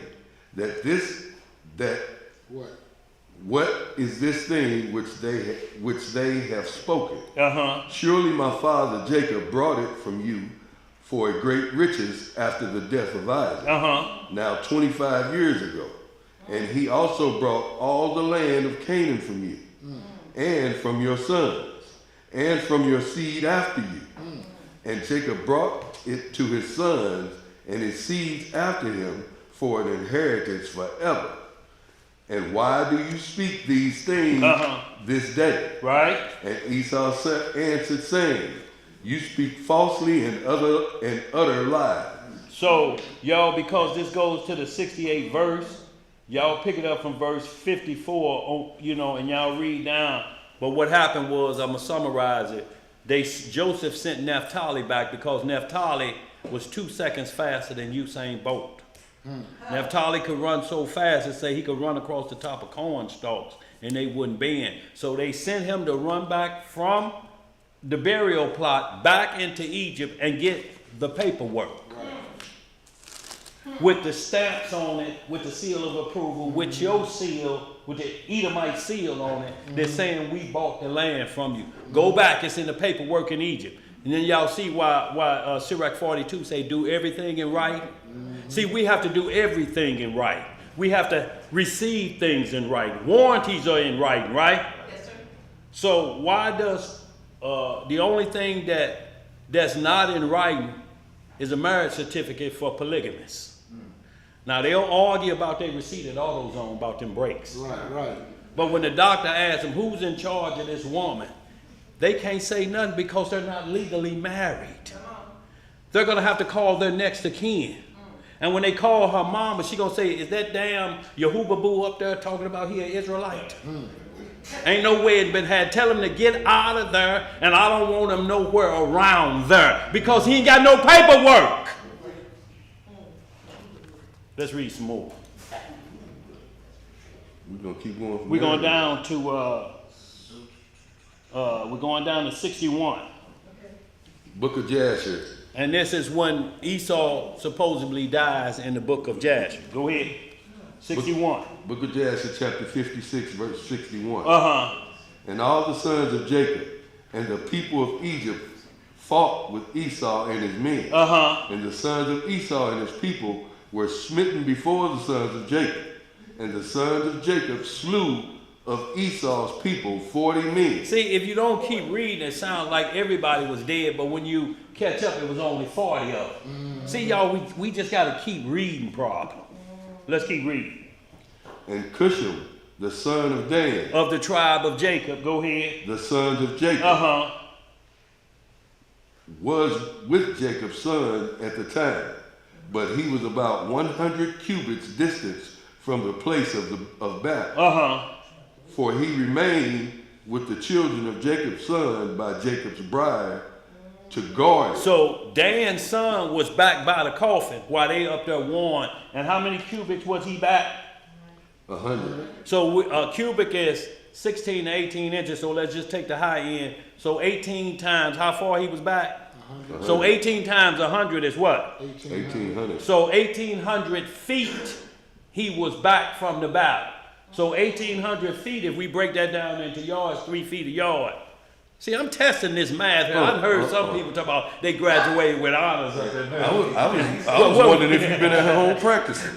But I'm saying, look, how many feet we say 100 and what? 100. 1,800. So 1,800 divided by 12, it'll give us the feet. 1,800 divided by 12. I mean, let's do yards. I'm sorry, I'm doing yards. 1,800 feet divided by 36. That's what I should say. Then that gives us a yard. 600? Yeah. So he was 600 feet from the battle. So a football field is how long? 300 feet? Yep. 100 yards, so 300 It's feet. 300 feet. So he was 2 football fields from the battle watching the coffin. Told you. Now let's read some more about it. Go ahead. Go ahead. I forgot where I was. 62. Oh, 62. Yes, sir. No, I read most of it. I'll start again. Yeah, And 63. Chisholm, the son of Dan, Yeah. the son of Jacob, was with Jacob's sons at the time, but he was about 100 cubit distance from the place of battle. Right. For he remained with the children of Jacob's son and Jacob's bride to guard it. Uh-huh. And Chisholm, Cushim was mute and deaf. So he was deaf and dumb. He couldn't hear or he couldn't speak. So, but he was strong. That don't mean he can't fight. Right. He just, his ears is stopped up. So when you're deaf and dumb, then that makes your speech be muffled. Because when your ears are stopped up, you can only hear muffled sounds. So you repeat what you hear. So that's why they call them deaf and dumb. If your ears are stopped up and you can't hear but wah, wah, wah, then you're going to respond like Charlie Brown teacher. Wah, wah, wah. Y'all understand what I'm saying? Because your ears stopped up. Wah, wah, wah, wah. Y'all understand? So he was back in the battle, but it's going to say something special about him. Go ahead. What else it say? But he still understood the voice of consternation. So what he did, the voice of consternation is he could see how people talking and the tone in their face or the look of their face. He could tell if it's angry talk. He like, oh, they arguing. Wait a minute, somebody arguing. You know, body language, the consternation. So though he couldn't speak or hear clearly, he knew body language. He could tell body language. He said, this ain't cool. Go ahead. What else it say, Zed? Why do you not bury the dead? And what is this generation, this great consternation? And they answered him with the words of Esau and his son. And he ran to Esau in the midst of the battle. And he slew Esau with a sword. And he cut off his head. What did he do? He cut off his head. And it sprang to a distance. And Esau fell among the people of battle. And when Cushim did this thing, the sons of Jacob prevailed over the sons of Esau. And the sons of Jacob buried their father Jacob by force in the cave. And the sons of Esau beheld. They just standing back watching. Go ahead. And Jacob was buried in Hebron. In the cave of Machpelah, which Abraham had bought from the sons of Heth for the possession of a burial place. And he was buried in a very costly garment. And no king had such honor paid him as Joseph paid to his father at his death. For he buried him with great honor, like to be buried of kings. And Joseph and his brothers made a mourning of 7 days for their father. So a total of 47 days they mourned for their dad. You have to cut mourning out, so there's mourning rules. You can't mourn past certain days. Moses and Aaron was mourned for 30 days, a full month. After that, you have to start cutting it off, or you'll grieve yourself to death. So I ain't gonna go on. I ain't ate. Well, they ain't coming back. They went to battle. I don't think they felt So like now let's get back to Jubilees 45 that I had y'all hold. Because look, everything we just read said Jacob died at 147, right? And it was after he got to Egypt, right? And Esau didn't die till they got to after Egypt when Jacob died. Jubilees saying Jacob killed Esau before he got to Egypt. But we're going to see if Jubilees is really saying that or we misunderstanding these scriptures. Let's get Jubilees 45. And you can start at 13. Yeah, so get back to Jubilees 45 and 13 and make sure everybody start off like Nat gonna read. Book of Jubilees, chapter 45, verse 13. How y'all looking? Raise your hand if we ain't gonna move till everybody on the same page, y'all. How they looking out there in worldwide audience too? By any questions or concerns? Is they on point with us?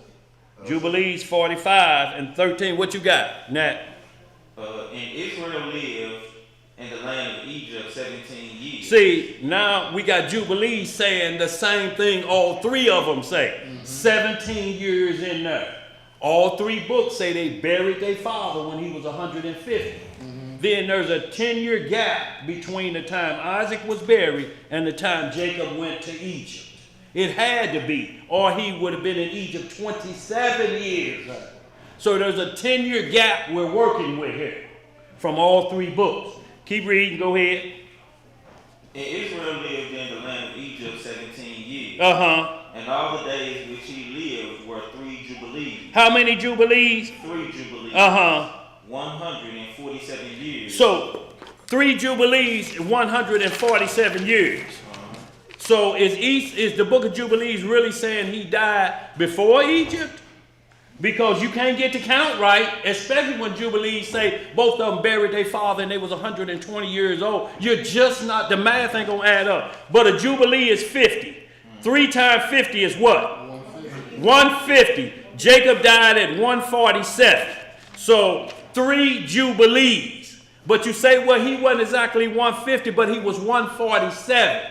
A jubilee is counted, a week is counted as 7. So if he's 47, then there's only 3 weeks left before he turns 148, if y'all understand what I'm saying. I'm trying to do this math. It's only 3 more years that he would be a complete jubilee. But because he's 147, he's only 3 out.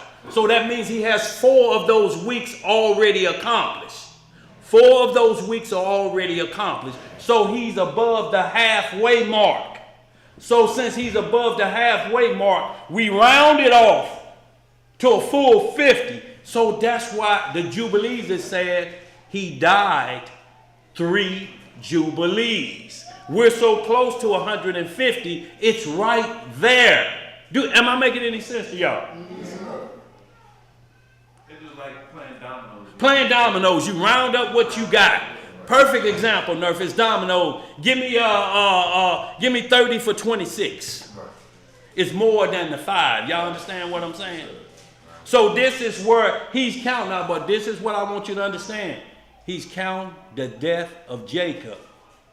And he said Esau was killed by Jacob before he went to Egypt. Now he's counting the death of Jacob. So we got a problem here of Esau's Jubilee, but it's not the count that the problem that Jubilees got. It's ours trying to count from a Jubilee perspective.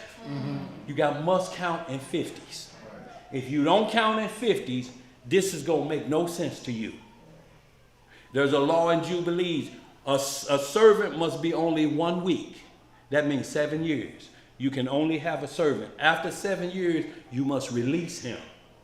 If he chooses to stay, then he has to sign a new contract because he's got outside of the Jubilee. So look in Leviticus, the law of the Jubilee. And it will clear this up for y'all what I'm trying to say to you. But what I'm saying is Esau is counting him dead at 147. Right? Yes. How is the book of Jubilees saying this and Jacob's already in Egypt? And we're still before Egypt when it said Jacob killed him. Let's say, let me do it like this easier. We're coming down Natural Bridge to King's Highway. Jubilees say Jacob killed Esau at Union before we get to Natural Bridge. Jasher say he got killed at Natural Bridge and King's Highway, like where we're going. Then Jubilees backtrack and say, yeah, he was that age when he got killed. Because you either going to have at 147 or 130. That's the oldest you can have him, according to Jubilees, if you believe he died, Esau died before Jacob went to Egypt. I know it's flying over some people's head right now. But the only thing I'm just telling you, it's a different count. One count in days and years, and one counts in 50 years. If we understand it. Because I'm going to give you a perfect example. It said Rachel died at 155. It says she was 45 Jubilees old. So 45 times 50 is what? No, we're still saying the same thing. No, I'm saying, I understand what you're saying, but what is... What you saying? What, like Rebecca died. Esau and Jacob mom. 45 Jubilees she lived. 45 times 50 is what? 95. No, 45 times 50.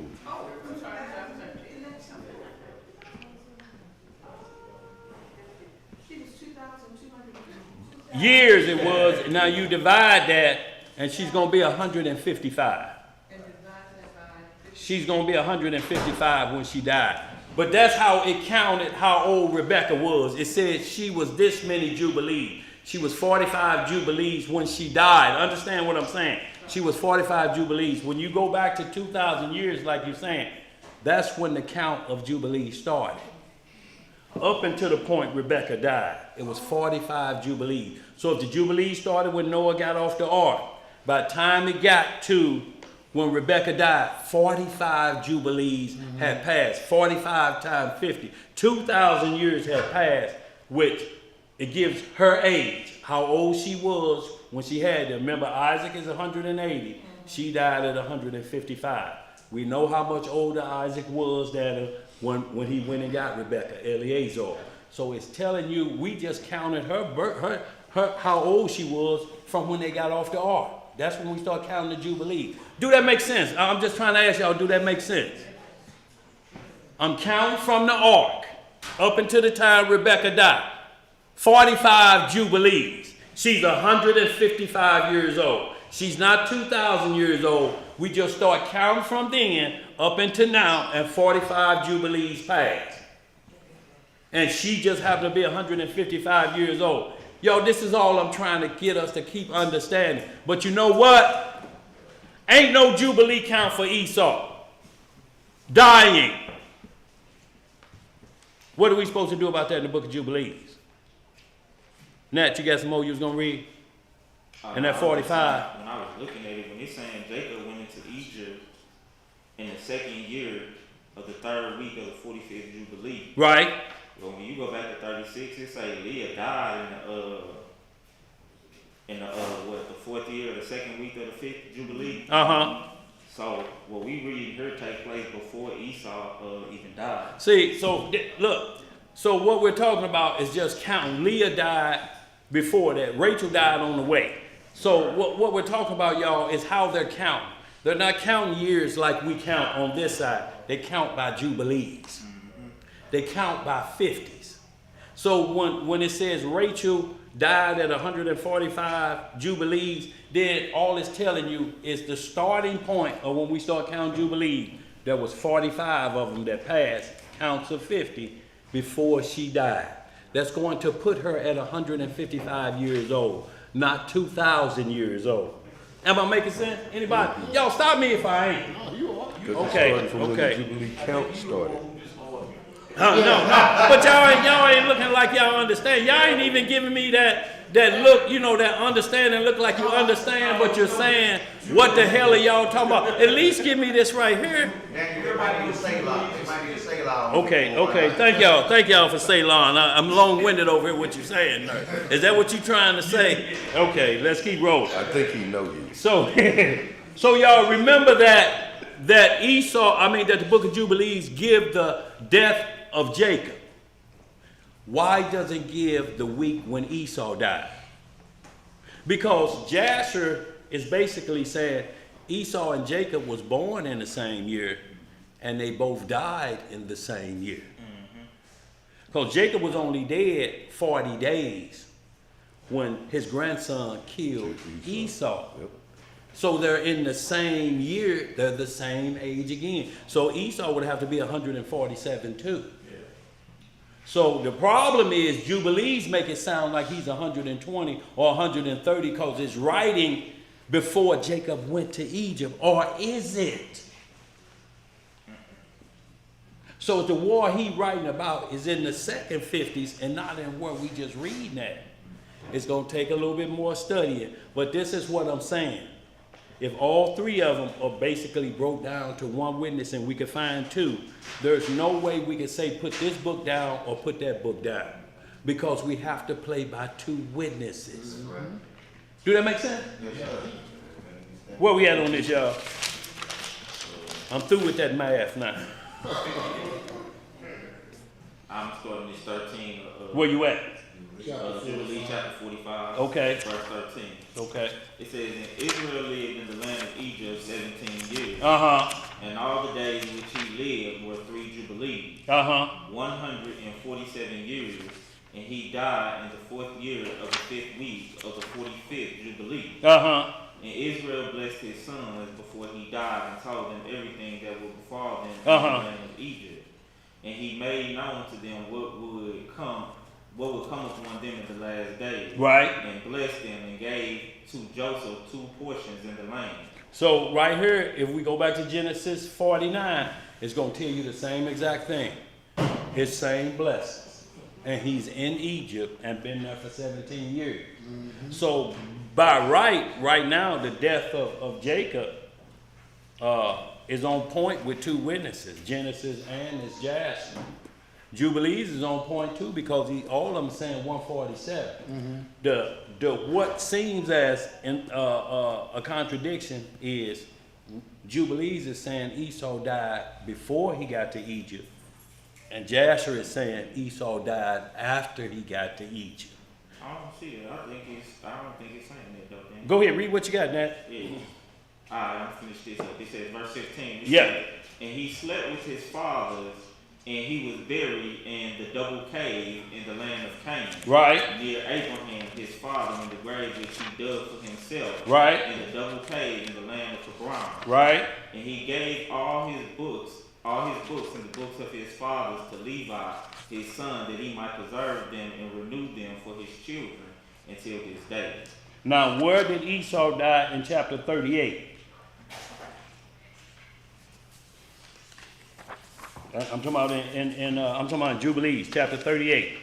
Where did Esau die? I'm with you saying the same thing, but 38 misguides you. So I'm with you. So we got 38 and 1. Jacob kills him, right?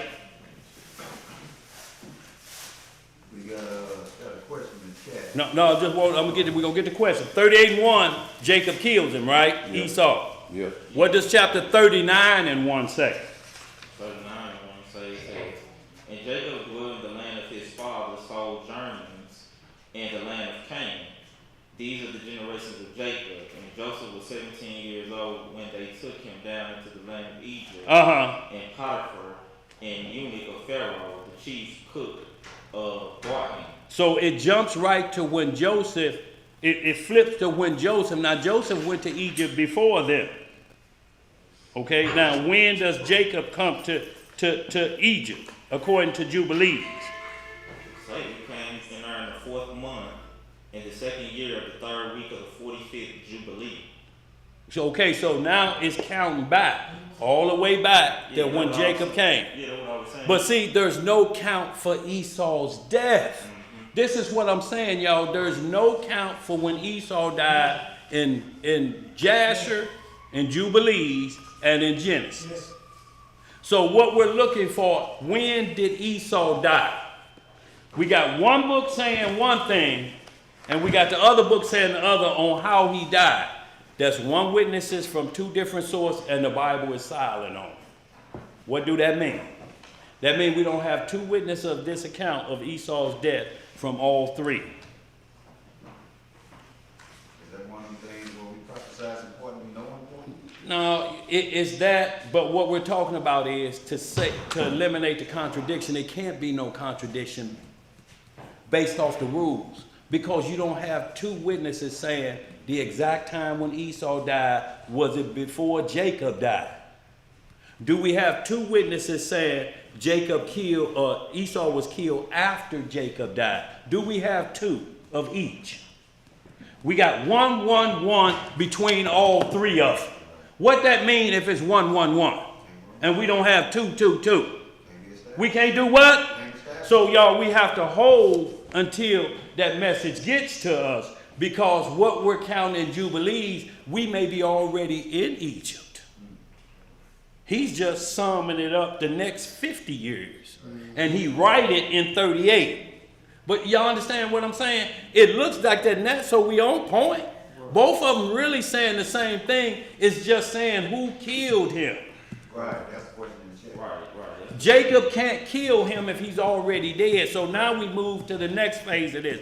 Give me Jeremiah 30s, because this is what has to happen. If we're in the same time zone, we got to break this down and see if it's saying the sons of Jacob killed the sons of Esau, whoever else was in charge. Because Joseph was in charge at this point, so he's technically Jacob. If y'all understand what I'm saying, because Jacob gave him his birthright. Is that making any sense? Shalom, my Dwayne. Is that making any sense? Yes, sir. Jacob Jacob gave Joseph his double portion. So Joseph replaces Jacob. And we know Joseph went up there because his daddy is dead and he's back to football fields in the book of Jasher. In the book of Jubilees, Jacob pulled back an arrow. Or is that just war and how we see people getting killed and we think they all go, and then some more get killed, and then some more get killed, and then some more get killed? And then we got a remnant. Because the elder have to serve the younger. If Esau served Jacob then that's what the old book of Obadiah was writing about. That war there. Or is Edomite still alive and Jacob still alive? Give me Jeremiah 30 and what is it, 9? And then we're going to go to the book of Obadiah. I'm sorry, verse 7. Okay, we're going to the book of Jeremiah. Jeremiah in the Bible. Y'all, I know sometimes things seem complex. Yeah, I know sometimes things seem complex, y'all, but they have to be for our learning. So that we don't ever look at what's called holy and say it's been tampered with. No, you're not understanding how it was written. It writes in its own language. We don't count in jubilees, do we? Do we count by 50? No. Look, how old you say you was, Ariel? 1. Huh? No, he ain't one. Oh, he won Jubilee. Thank you, bro. You right. Give me something on that, boy. You right on that, yeah. So he's won Jubilee and basically in a farther week because he's 59. You understand? So he's almost at 2. No, he's still 49 shy of being 2 Jubilees. 2 Jubilees make him 100. I'll be 3 score, most I willing this year. Yes, sir. So that's what we're talking about. So he would be 1 Jubilee in 10 years. If we count it like that, y'all. See, we count cubics in the Bible instead of inches. But we can convert cubics into inches and feet. Do that make sense? Yeah. Okay. Nerves like keep it moving. Alright, the book of Jeremiah, chapter 30, verse 7. And it reads, Alas, for that day is great, so that none is like it. It is even the time of Jacob's trouble. Is this talking about before Jacob died or after? After.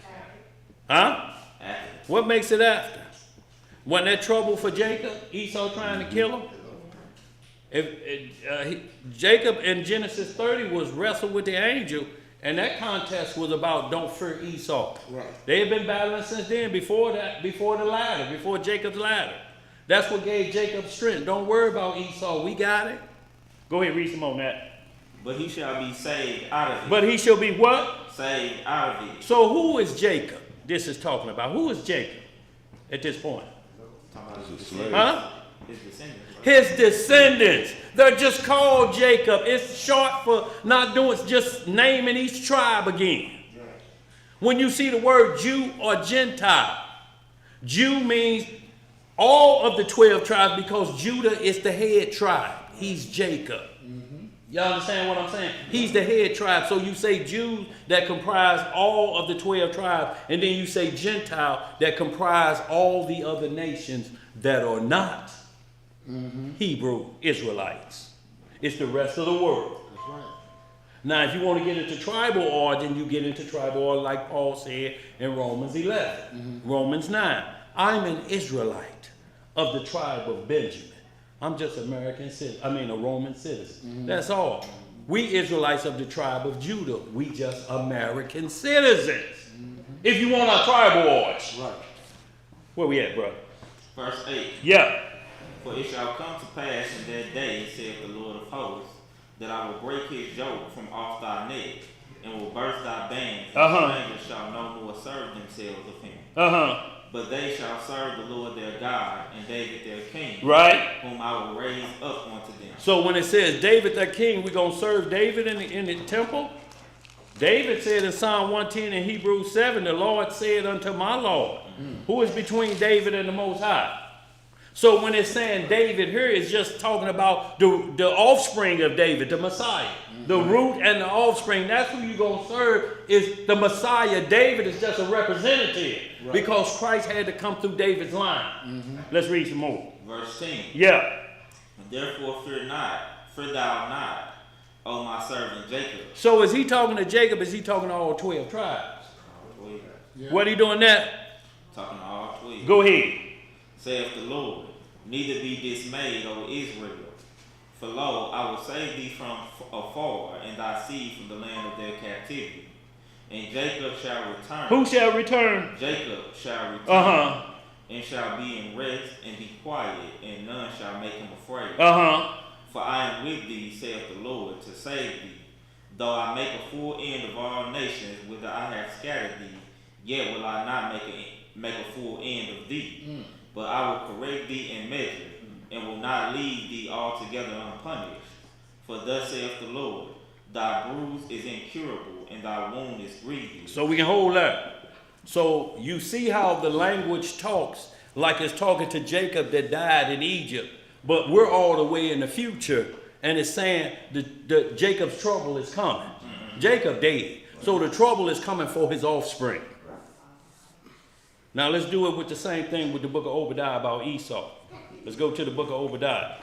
So once again, it's going to talk like it's speaking to the Esau that was born out of Rebekah's womb, and Jacob like they were born out of Rebekah's womb. But he's talking to the offspring.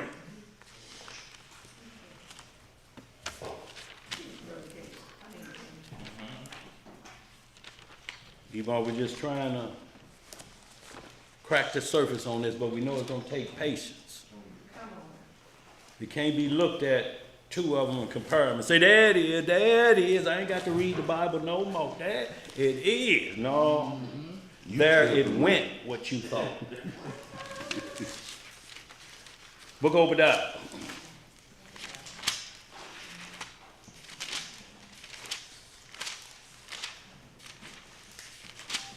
Them pages flipping back. Everybody at Matthew is flipping back.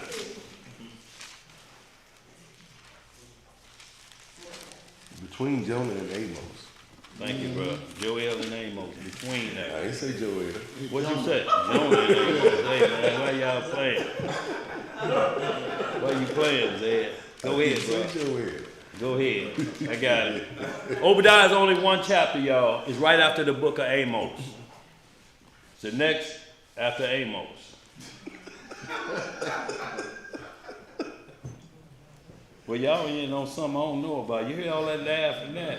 1 through 6, y'all, we reading in the book of Obadiah. Make sure we got 1 through 6. You got it down? I didn't see We didn't even have it. Okay, but that's what I want. Yeah. All right, fam, we're going to be reading in the book of Obadiah. Yes, sir. 1 through 10, yeah. Verses 1 through 10. Yes, sir. Everybody there? Get some understanding, fam. The vision of Obadiah. Thus said the Most High Yah concerning Edom. Yes, sir. We have heard a rumor from the Most High, and an ambassador is sent among the heathen. Arise ye, and let us rise up against her in battle. Yeah. Behold, I have made thee small among the heathen. Thou art greatly despised. The pride of thine heart hath deceived thee. Who else had pride in their heart that deceived them? Who? Satan. Go ahead. Thou that dwellest in the clefts of the rock, whose habitation is high, that saith in his heart, who shall bring me down to the ground? Yes, sir. Though thou exalt thyself as the eagle, and though thou set thy nest among the stars, thence will I bring thee down, saith the Most High. So, to make sure we're not talking about the Esau that died back in Egypt time, it's saying you set your nest among the stars. And it's saying you're a world ruler, and you use the sign of an eagle. When they so-called landed on the moon, what they say had landed? The eagle has landed. So Obadiah, is it back there in that time, or is Obadiah in our time? In the last time when you can number every man, woman, and child on earth. When did they say the eagle had landed? 19 what? Set your nest in the stars. When that happened? That was 68, wasn't it? 69? What was it, Mo? 69. So either this happened back in Egypt, or it's happening in the Egypt that we're in now. Because we just read Jacob, you're going to be gathered from all over the countries. We only came out of one spot in Egypt. It was just Egypt. It wasn't the rest of the world. Right. One spot. Now Ezekiel 20:33 says, I'm going to gather you from Egypt again.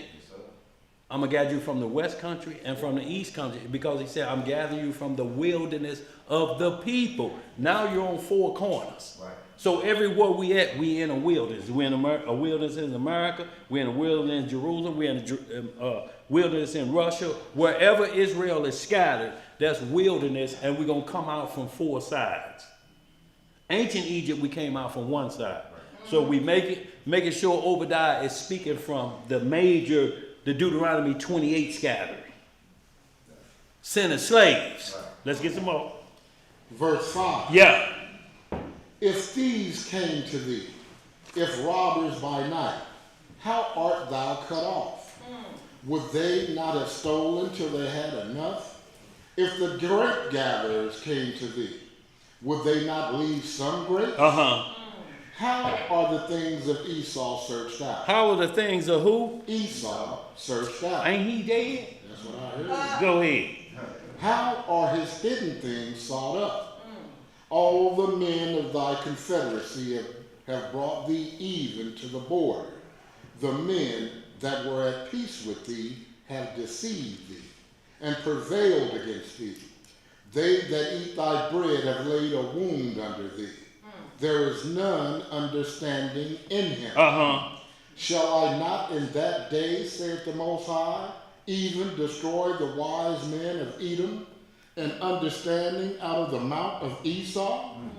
And thy mighty men, O Teman, shall be dismayed, to the end that every one of the mount of Esau may be cut off by slaughter. Is that in the past or is it in the future?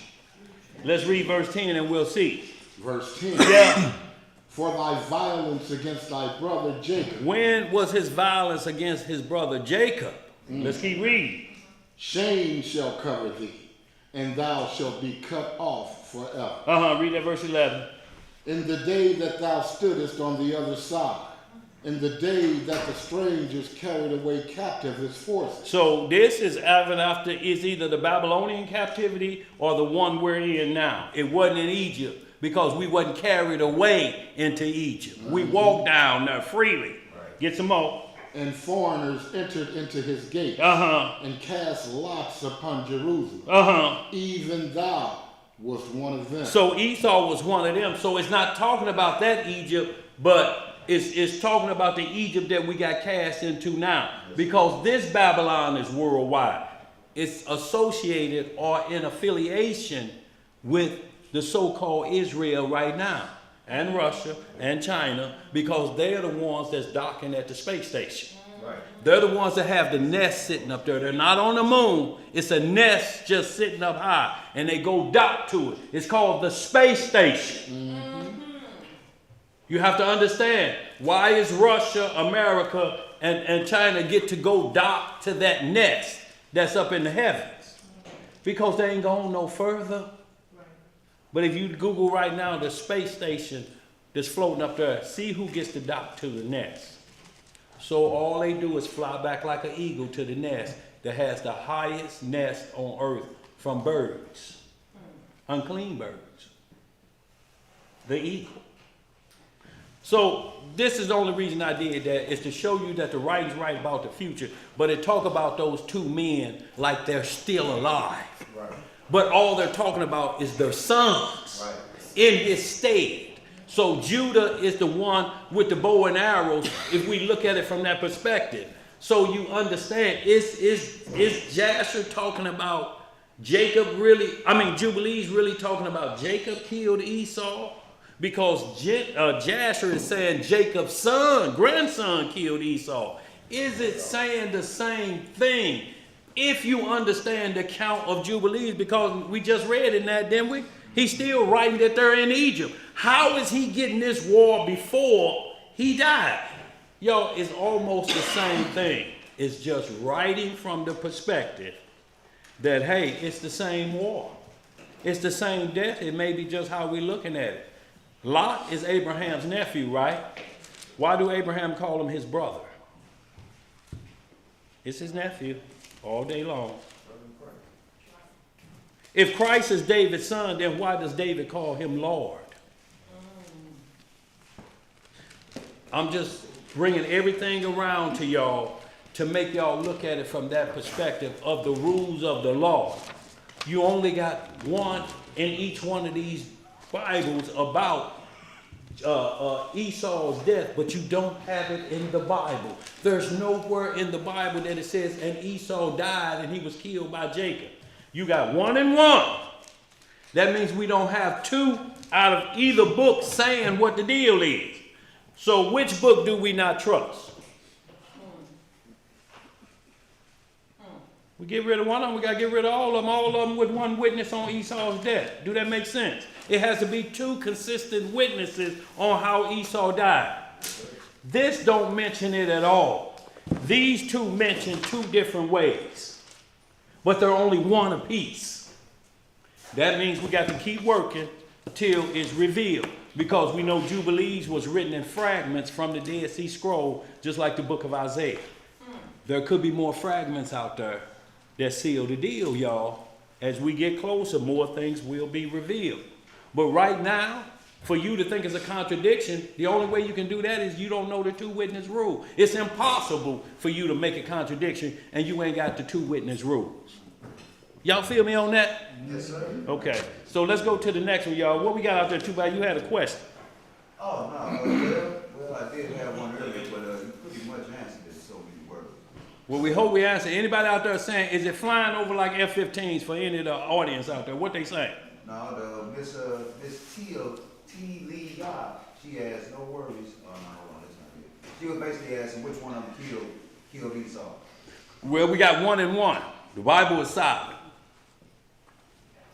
So, if you want to choose either one, then you're going to have a problem, because it's going to make you play outside of the rules. Mm-hmm. Because all I'm going to ask you, if you choose Jubilee, I'm going to ask you for the second witness.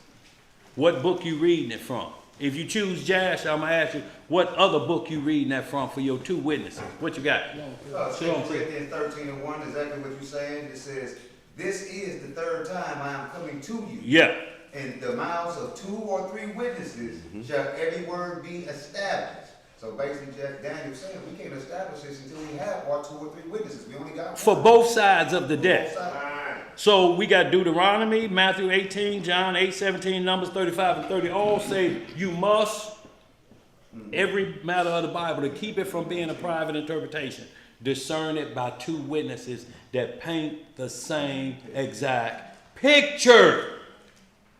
Now we're finna go to the Bible, and we're gonna see where the same sentence, the same author appears to be writing 2 different ways this individual died.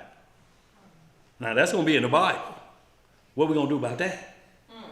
But it's the same thing when you understand the language of the Bible. It's not your language. Right. It was here before you. What it will do, if you say, I'm struggling with your language, God, then the Most High says, I'm going to break it down for you in your language. I was talking heavenly things and you can't understand them, so I have to bring it down to earthly things. Now, the disciples were in that mind too. Can you tell us what that parable meant? He said, are you 2 without what? Understand. Let me break it down to Galilean language. Parable of the sower. One heareth the word, and for a minute it lasts, and then it fall off. That's him on stony ground. You see how he do that? He breaks it down. So there's no private interpretation. He interprets because he is the law. He's the walking law. He never broke one. He's the word of God. The word of God is commandments. Christ was sent here to show us how to keep the commandments of God, not like the first priest on earth, Adam. He couldn't show us because he failed coming out the gate.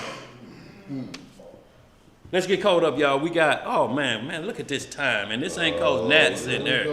We got a half hour. Y'all may think it's cause he's sitting here. But I'd have been finished had Nerf been stalling. Let's go ahead, y'all, get this. Let's go to Judas hanged himself. That's the next question. They say, did he hang himself or did he jump off a cliff? So we're going to Matthew 27 and 5. Before we move on about Esau's death, or we understood where we at in the mind game of how we have to explain this with what we got in our hands. to justify what we can count. We can't do one witness. One witness in this book and one witness in this book is not contradiction. There's a second witness that's going to clear up both of them. And since jubilees were written in fragments, there must be more fragments. Jasher is telling us both the Bible and the book of Jasher points to the Bible where it says in 1 Samuel, study out of the book of Jasher. That don't mean it didn't say study out of the book of Jubilees, because in the book of Leviticus is how to count Jubilees. Am I making sense? Let's get some more. Yes, ma'am.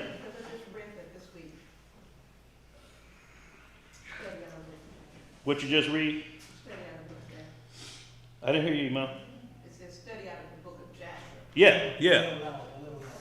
That's in 2 Samuel and Joshua 10:13. Let's get it, y'all. We in Matthew 27.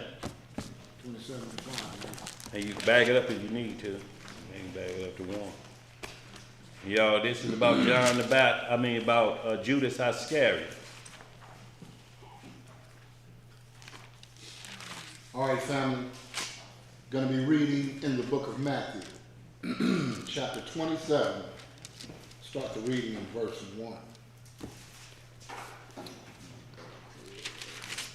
And it reads, when the morning was come, all the chief priests and elders of the people took counsel against Yeshua to put him to death. Who is this trying to put the Messiah to death? What's this nation of people? Israelites. They trying to get the death of the Messiah. Because of what? Because he's saying he's the chosen one? He said, I did miracles. Y'all didn't say nothing about that. Y'all wasn't out here every day in front of y'all face. I didn't do nothing behind closed doors. Right. Go ahead. Verse 2. Yeah. And when they had bound him, they led him away and delivered him to Pontius Pilate the governor. Then Judas, which had betrayed him, when he saw that he was condemned, repented himself and brought again the 30 pieces of silver to the chief priests and elders. So now it's saying Judas repented himself, but the act is done. Yeah. Too late to turn back from this act. And you're repenting yourself, but he ain't repenting to the Lord. Right. He like, man, I done been double crossed. I done been triple crossed. Damn, I done messed up, But he didn't go to the Lord. But remember, Judas Iscariot had the Holy Spirit on him, and he was casting out demons too. And he had several warnings at the Passover. He said, one of y'all sitting here is a devil. Notice the Messiah never named who it was. Right. Because it's prophecy. They have to fulfill the deal. Or Judas would have been written to do this 200 years ago. And then there's no way you can judge him if he's written in prophecy to do this evil work. It's never that way. It's just said, one of y'all friends, he got 12 friends sitting there. Which one of the friends? That's why he didn't say, you gonna do it. He said, one of y'all. It's the devil. And they all looked and said, is it me? And Judas, the last one, said, is it me? Then he said, thou hast said. He said, go do what you need to do. The disciples still didn't know what was going on, because when he sent Judas out, they thought he was going to go buy more bread for the feast. They said, oh, he must be going to get some more bread for the feast. They still didn't understand. And then he said, it's going to be the one that dips up with me. All of them dips up. Y'all understand?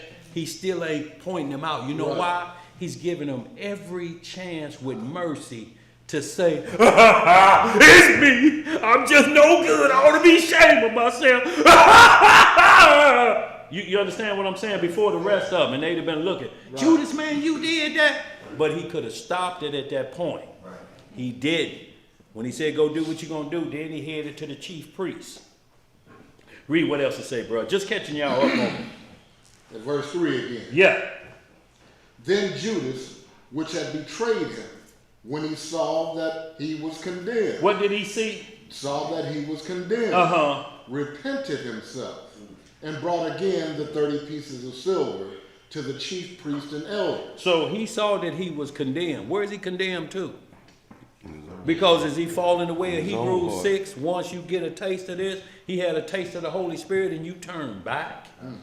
You go back to your old ways when you was a child and the devil used to always mess with Judas. You let the devil got a hold of you after you get the Holy Spirit. The Most High is showing him mercy his whole life. Read some more. Verse 4. Yeah. Saying, I have sinned in that I have betrayed the innocent blood. And they said, what is that to us? See thou to that. Now he's telling it to the Pharisees who want Christ dead anyway. They're like, man, what you coming to us with that crying for? Right. All that weeping and repenting. You coming to us? You knew what this was. You know what this was? Right. We told you. We paid you. Why you coming to us with all this crying now? Look at this crying Negro. Get some more. Verse 5. Yeah. And he cast down the pieces of silver in the temple and departed and went and hanged himself. Keep reading. And the chief priest took the silver pieces and said, it is not lawful for to put them into the treasury, because it is the price of blood. Do you see these scoundrels? They wouldn't even take the money Do you back. see this street judge? Look, they give you the money to go do the dirt, but they won't take the money back because they say it's not lawful. But it was lawful when you gave me the money? Right. This is why a little leavening of the Pharisees are leavening the whole lump. Y'all understand? Y'all see what the trickery is done here? Oh, we don't want it. We can't put it in the temple. It's blood money. Judas, you forgot your money. You forgot your money, Judas. Right. So now let's go to the second witness of this, or where it seems different on the death. Now remember, he went and hanged himself. How are forms of hanging? With a rope around your neck, we got to look at the time. What are the forms of hanging? Is that hanging was crucifixion? But we know it wasn't that because somebody else would have to do that for him. He'd have to lay down and say, nail me up, and put it up. So if he hanged himself, then we understand where we're at if he hanged himself. Go ahead. Are you on some more? No. We're going to Acts 1:18 that talks the same death of Esau. I'm sorry, of Judas. Y'all, and Saul will be pretty quick.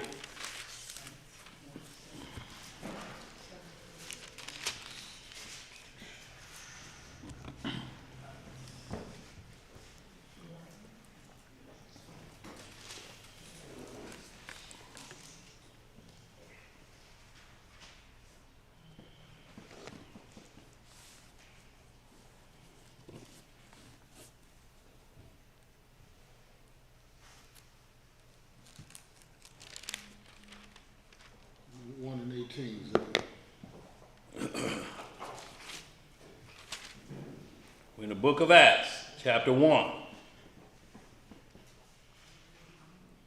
Tell you what, just bag it up. Back it up. Yeah. I'm still looking. Me too. Yeah, we're just going to bag it up to 14. 14, yeah. Yes, sir. Acts chapter 1, verse 14. Now remember, Judas hung himself, right? Let's read some more. Acts chapter 1, verse 14. Acts chapter 1, verse 14. Yes, sir. These all continued with one accord in prayer and supplication, with the women. With who? With the women and Mary, the mother of Yahushua, and with his brethren. So we see that it named the 12 disciples, or the 11, because Judas was gone, he was still around, but 13 naming the disciples. Go ahead. So, and the women that was there, so they all was praying together, right? Mm-hmm. Okay, they wasn't separated on one side of the room or the other, was it? We read that, did we? Go ahead.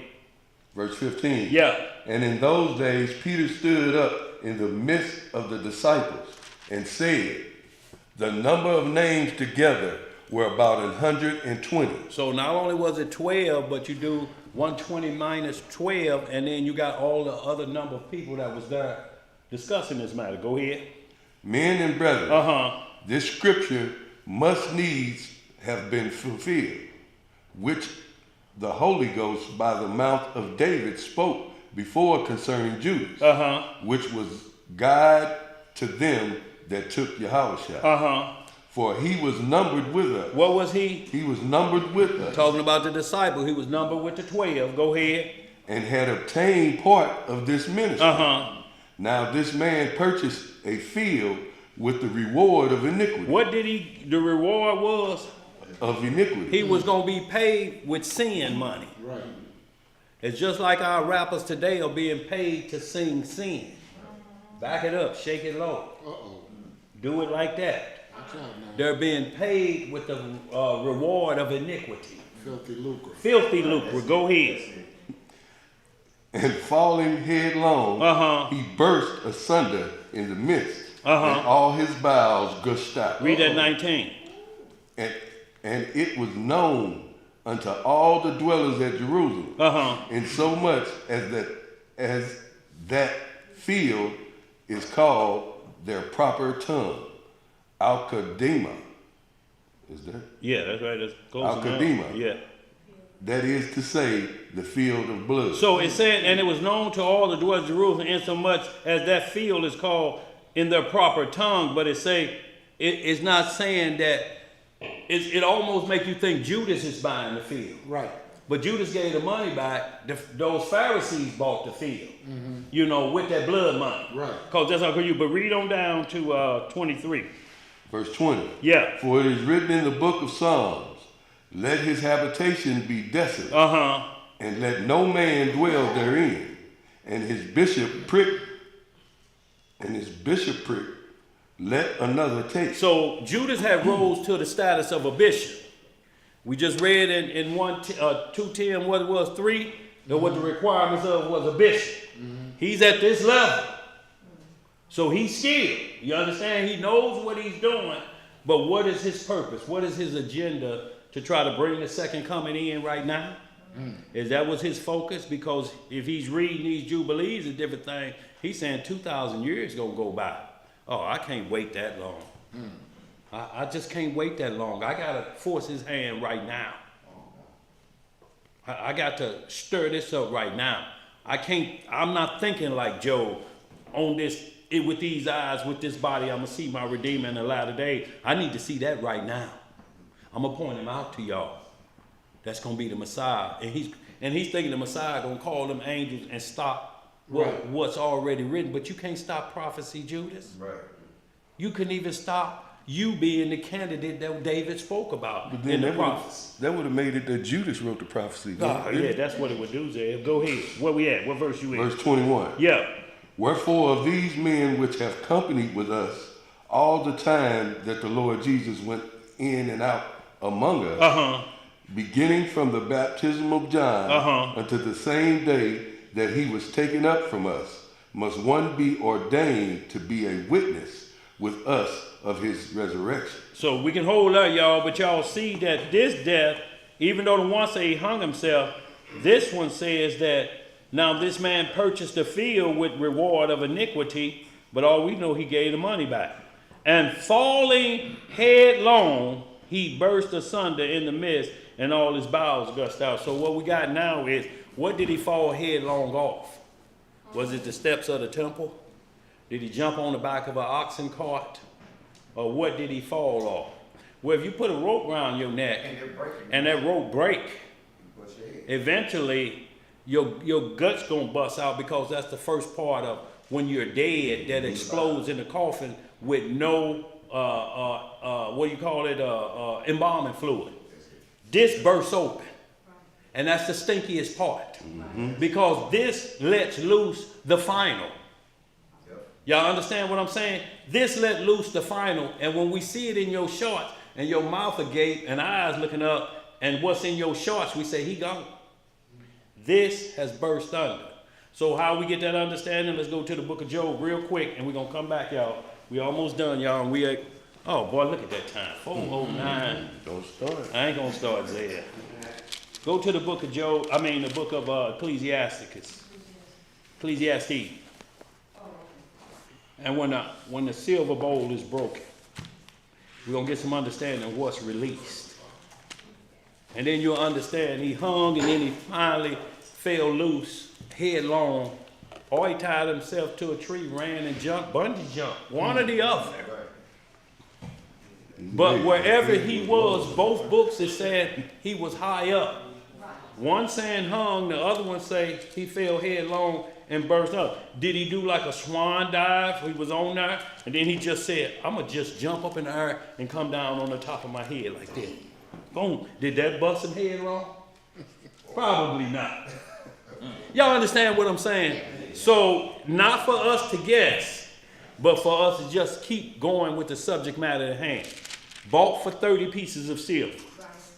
Betrayed the Messiah. He take his own death. Everything that's recorded happened. Everything in Acts happened. They just writing it after the fact a few years later. So, same event, same thing happened. But the question is, how did this guy die then? One say he hung himself, the other one say he headlong burst into people. He fell headlong. What does falling headlong mean? Huh? You got a trail of blood? No, right. Well, or just falling. I'm talking about you're at a height for something.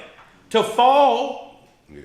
So was it from the tree or did he fall from another event? The bottom line is he dead about what? Betraying the Messiah. Both agree with that, don't they? That's the subject matter, ain't it? Now the death is further talked about him later in the book of John and what he did. You know, how he sold himself. And the Messiah talk about him. I have all those you gave to me. And the Father gave him Judas. He said, I've lost but one. He said, I lost him. The son of perdition. But he said it could be either one of y'all. Either one of them could have did it. Thomas was already doubting. Why, it could have been Thomas. Thomas just wasn't going to plot it. He plotted it. And when you plot with the Holy Spirit, it's the most dangerous thing you could do. It had been better that you had not been born. Or Judas get into the kingdom. One or the other. Where we at? Where you want to go with Ecclesiastes? Okay, we're going to, is it 9th chapter? Hold on, I want where the cistern is broken. Let me get to Ecclesiastes right here. Where you at? 12th chapter? Where you at? Okay, and y'all, this is the conclusion of the whole matter. Okay, so let's start. Let's read it down to that, to verse 8, 1 through 8. We're in Ecclesiastes chapter 12. In the Bible. In the Bible, not Sirach. In the Bible. Y'all have to understand, y'all, this is advanced courses. We are not in the schoolmaster anymore. This is not a kindergarten class. So what we have to do is, but this is not about individuals making their grade, and so we don't have people cheating off of other people's test papers. We make sure at the end of this, when we look at your paper, everybody's papers end up the same way. So when we leave, everybody got an A, or whatever the grade is, everybody got it together. So we have to make sure of that we seek another's wealth, that don't nobody leave here and 1,000 call me or 1,000 call Ariel or Zaya Banat and say, man, can you run that by us again? I missed that point too. You know what I'm saying? But it's all going to everybody so we equal. So nobody walks in front and nobody walks behind us on knowledge, because if we give it and it's understood for reproof, correction, and doctrine and righteousness, it says it hired a what? First off of us for teaching, and then off of them if it turns the tide, because both of us now have to quit that sin. Because if I told you to stop, I can't be doing it. Right. And if I was doing it up until the time I told you to stop, then it's my multitude gone and your multitude gone. Right. So if we come out ahead of you and you're behind us, then sins may be still multiplied on both groups. Y'all understand what I'm saying? Let's get some more. Ecclesiastes, go ahead, chapter 12. Verse 1. Reads, remember now thy creator in the days of thy youth. How long from back when that? The days of thy youth. Yes, sir. While the evil days come not, nor the years draw nigh, when thou shalt say, I have no pleasure in them. While the sun or the light or the moon or the stars be not darkened, nor the clouds return after the rain. And the day when the keepers of the house shall tremble, and the strong men shall bow themselves, and the grinders cease because they are few, and those that look out of the windows be darkened. And the doors shall be shut in the streets, when the sound of the grinding is low, and he shall rise up at the voice of the bird, and all the daughters of music shall be brought low. Also, when they shall be afraid of that which is high, and fear shall be in the way, and the almond tree shall flourish, and the grasshopper shall be a burden, and desire shall fail, because man goeth to his long home, and the mourners go about the streets. So Ecclesiastes is about life and death, mostly what happens when you die. Solomon is on his coming to his deathbed when he's writing all of Ecclesiastes, because he's cleaning up what he did when he allowed his wives to turn his heart away from God. So this is where he's cleaning up at the end of his life. So this is why we're able still to read Solomon's writings, because it's how a man dies versus how he lives. A living dog is better than what? So we understand this, and when we read down, what he's basically saying is, at this point, when I was young, I'm finally to the day when I get to death. Mourning is finna take place. We get old, these things can happen, but he's gonna give us next, in this next verse, what happens to the body when it dies. Let's read some more. Go ahead, where you at? Verse 6. Verse 6. Or ever the silver cord be loose, or the golden bowl broken, or the pitcher be broken at the fountain, or the wheel broken at the cistern, then shall the dust return to the earth as it was, and the spirit shall return unto the most high who gave. So right here in verse 6, or the silver cord be loose, that means your spinal cord get disconnected from your brain at this point. However that happens, the communication is stopped. Or the golden bowl be broken, or the pitcher be broken at the fountain, or the wheel of the cistern. So it's trying to compare you to water. You can't get no more water if any of these things are broken, because the cistern is where it catches and the wheel turn it into that. But basically it's saying when you can't take in food no more, and the food that's in you, it breaks the bowl. And what it means, it breaks the stomach or the lining, and you have your last bowel movement. And then we get to verse 7. Then shall the dust return. Because I'm what if the dust is returning? What am I physically now? Dead.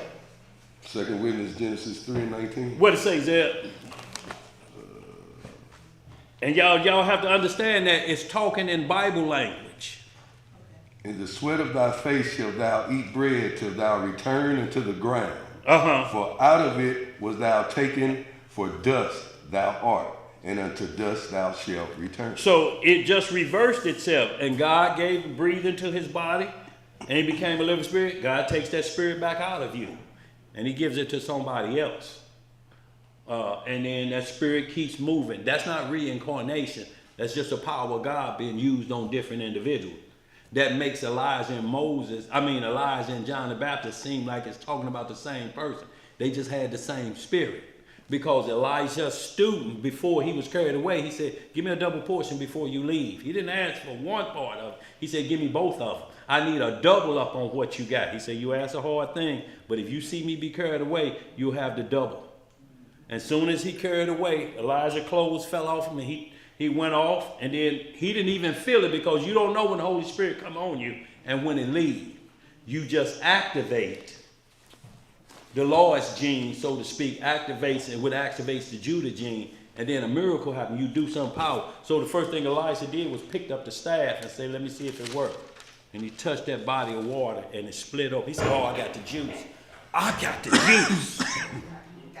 And he became that prophet after Elijah. Y'all understand what I'm saying? But a double portion of the Spirit. So y'all understand when the cistern is broken, when we get back to what happened with Judas. When he died, that cistern broke. And he fell because at this point, his bowels bust open. Oh, I hate it when that happens. Boy, look here. Yes, sir. But see, you have a better chance. You get to send it to the Mississippi. No doubt. He was through. Oh, Lord. You know what, Brother Daniel, I want to thank you for that, because I was going to call you. All praise to the Most High. Imam just passing it along. Go ahead. Go ahead, Iman. I understand. Go ahead. What you saying? I'm gonna call you, but I was reading this the other day, and I thought, I could ask him for that, but you just explained it right here. Yeah. See, because they're talking body language. When you die, that's what happens. If you walk in a room and it's dead, you'll be like, oh, he been to the Golden Corral before he died. Some you walk in may have been fasting, and it's just a faint smell, you know.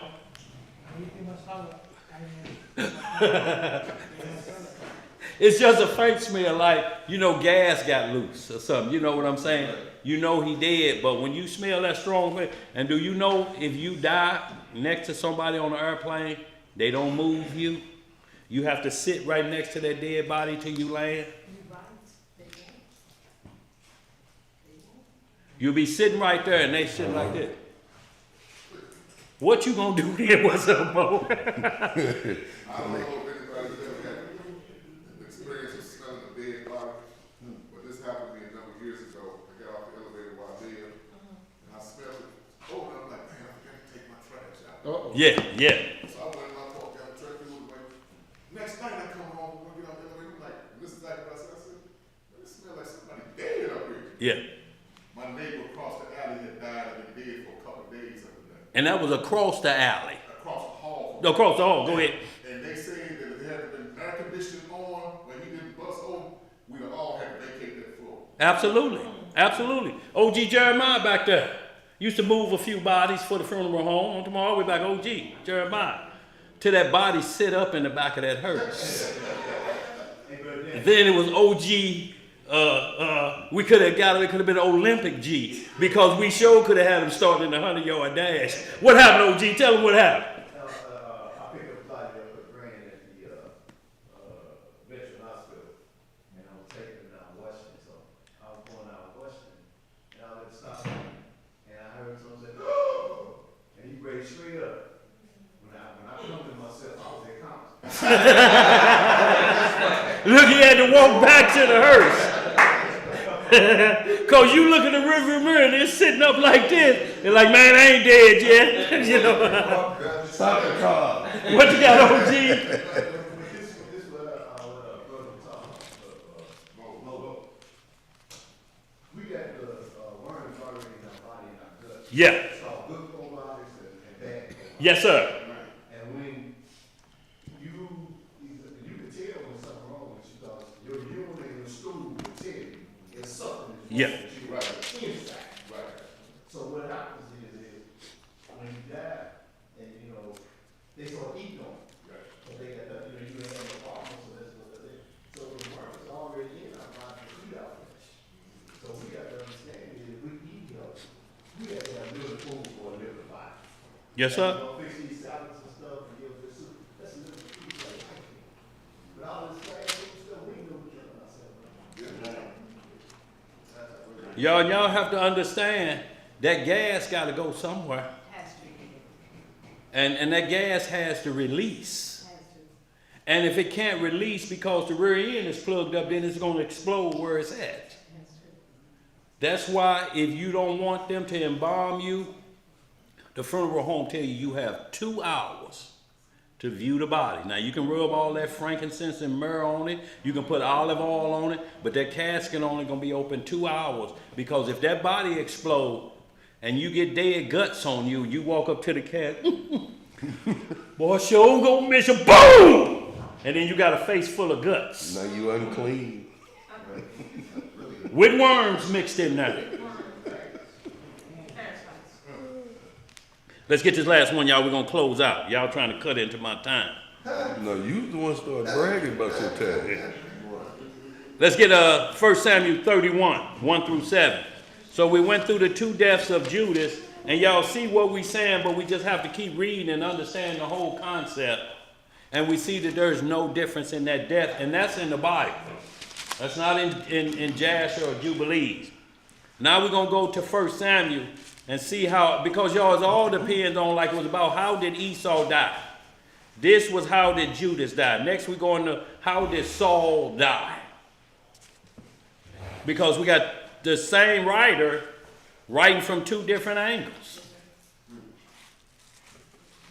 Well, almost like how we had 2 newspapers back in the the Globe Democrat and the Post-Dispatch want to tell you the entire story, and Do Dirty and his thugs robbed Bank of America. Post-Dispatch gonna break it down. He picked up Do Dirty, then they picked up Triple Dirty and slaughtered Jim. And then they went down there. Do Dirty went in the bank. Y'all see how one go into detail? But they're talking about the same event. What's the same event? They went to rob that bank. Y'all understand what I'm saying? Let's get this last one, y'all. 1 Samuel 31, 1 through 7. Who is it on? Guess it's on me. Yes, sir. Hold on 1 minute here. Let me scroll with this. I think I might need to address this. Hold on 1 minute. I'm looking for it. It's a question. Was it concerning the topic at hand? No, it's not. Okay, well, we get at it, see what it say. What it say? It says, Shalom, family. I'm having an issue and need advice. My understanding is that we aren't supposed to deal with tarot cards. For some reason, I'm drawing interest in them. Are they forbidden?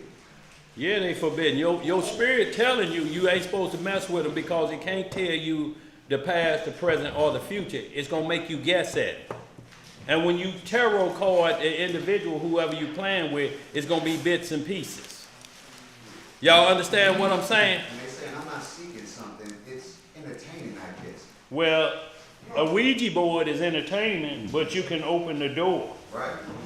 Y'all understand what I'm saying? A Ouija board is interesting, but you know if you don't close that door back, you let that spirit out. Right. And that spirit will torment you then. Right. It's why whenever they mask or Satanists be inside the hexagram, they can't come outside of it while the spell is going on, or the demons are killed. So you have to do this. So it's the same manner with tarot cards. Tarot cards are familiar spirits that try to tell you what's going to happen, but they don't lay it off. They always leave it to guesswork. You're going to do more work than what you're paying for. You pay a soothsayer $40 a visit to tell you if your woman cheating on you, and yet you're giving them all the questions. Is she got a work husband? Is the neighbor next door keep dropping off mail, talking about it got delivered wrong? Oh, yeah, now he been over there now. I don't know why he keep talking about he getting our newspaper clippings and they keep putting them in his box. See, you understand what I'm saying? They goad you down the road to help them out. It's like y'all been seeing these First Amendment auditors on YouTube. And when the police keep asking them questions, what's your name? They're like, I'm not helping you with your investigation. You finna charge me with a crime, but you want me to help you with your investigation about me to lock me up or trespass me. I'm not gonna help you with your investigation. Go do your investigation work. So in like manner, the same way, you should make them soothsayers you pay and do your investigation work. They should do it. They should tell you exactly who the individual is. It's your sister, Bertha. Bertha been stealing from you. If you wonder what happened to that candy money you were selling for school, Bertha stole it. That's where them shoes came from. You understand what I'm saying? Mm-hmm. And then when you go confront Bertha, she be like, they ain't lying, I did. I'm sorry. Right. But they don't. They make you pick a person. Who could that be that stole that candy money? Who was in the house? Who was in the house? And all they say, they kind of chubby. You understand what I'm saying? And now you got to think of every chubby person you know. Mm-hmm. Quit working for them. You're going to pay them, make them do their work. Let's get this Samuel, y'all. We're going to close out. Right on, baby. They say, yes, I understand. All praise. You can't look. Tell them to go to Deuteronomy chapter 18. And it's going to tell, and look up each one of those and see why we couldn't do it. And then go to Deuteronomy 4:19. And it's going to tell you what to stay away from. Yes, it appears that they were in there, but they were never to worship. Tarot cards going to make you worship them because you're putting somebody's life in your hands. Let's get it. 1 Samuel chapter 31, 1 through 7. And y'all, we're going to talk about the death of Saul. Y'all, we're going to close on out of here. 1 Samuel chapter 31, verse 1. What it say? Now the Philistines fought against Israel, and the men of Israel fled from before the Philistines. and fell down slain in Mount Gilboa. So is all of Israel dead at this point by the Philistines? No.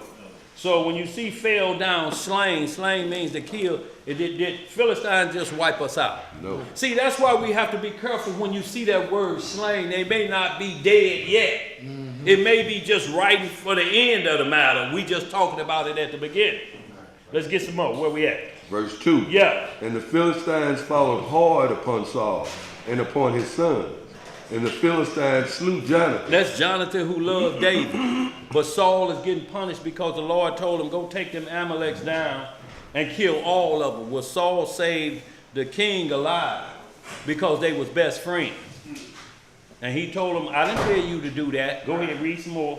And the Philistines slew Jonathan and Abinadab and Melchizedek, Boy, that was Saul's good. son. Yes, sir.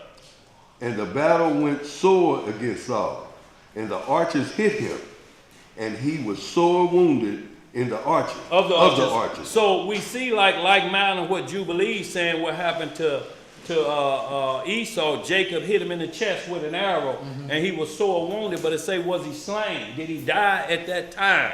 Y'all, it's a lot of things because we're seeing him. It's saying he got shot, and what it say? He slain. What's going on? Y'all here now, baby girl? You gone? What's up? How you doing today? You ain't speaking to nobody? Go ahead, y'all. Verse 4. Then Saul said unto the armor bearer. So Saul is still alive, and it say he was sore wounded. Go ahead. Draw thy sword and thrust me through therewith, lest these uncircumcised come and thrust me through and abuse me. But his armor bearer would not, for he was sore afraid. Therefore Saul took a sword and fell upon him. So Saul was asking for assistant death, and his armor bearer said, "No, I can't do it. I cannot. You're anointed of the Lord. I can't put my hands on you." So his armor bearer wouldn't. So this say Saul went on and committed the Jack Kevorkian. He committed suicide. He just fell on his sword and took himself on out. Okay, let's read some more down to 7. And when his armor bearer saw that Saul was dead, what did he see Saul was? He saw that Saul was dead. He fell likewise upon his sword and died with him. So he didn't even know for sure. He may have been still alive. Right. And he looked up, he didn't kill himself. So about honor, he then hit himself in the stomach with the sword. And killed himself. Go ahead, but what else it say? So Saul died, and his 3 sons and his armor bearer, and all his men that same day together. And when the men of Israel that were on the other side of the valley, and they that were on the other side of Jordan, saw that the men of Israel fled, and that Saul and his sons were dead, they forsook the cities and fled. And the Philistines came and dwelt in them. So y'all read the rest of that, but we're going to go right over to the next chapter. You going to leave out? Boy, you walking pretty good. Boy, you handling some business now. Do the electric slide. No, you asking too much for $2. I'm asking too much, ain't it, for $2. Go ahead. That's looking good. I believe I. Go ahead, y'all. We're going right to the next book. 2 Samuel chapter 1. Y'all, we're going to close out after this. 2 Samuel chapter 1. And this is about the same death of Saul, but it's going to seem like it's reading different. Go ahead, because David is involved now. You want to start at 1? Verse 1. 2 Samuel chapter 1, verse 1. And it reads. Hold on, y'all there? Got your mic on? And we're going to close out. Yeah.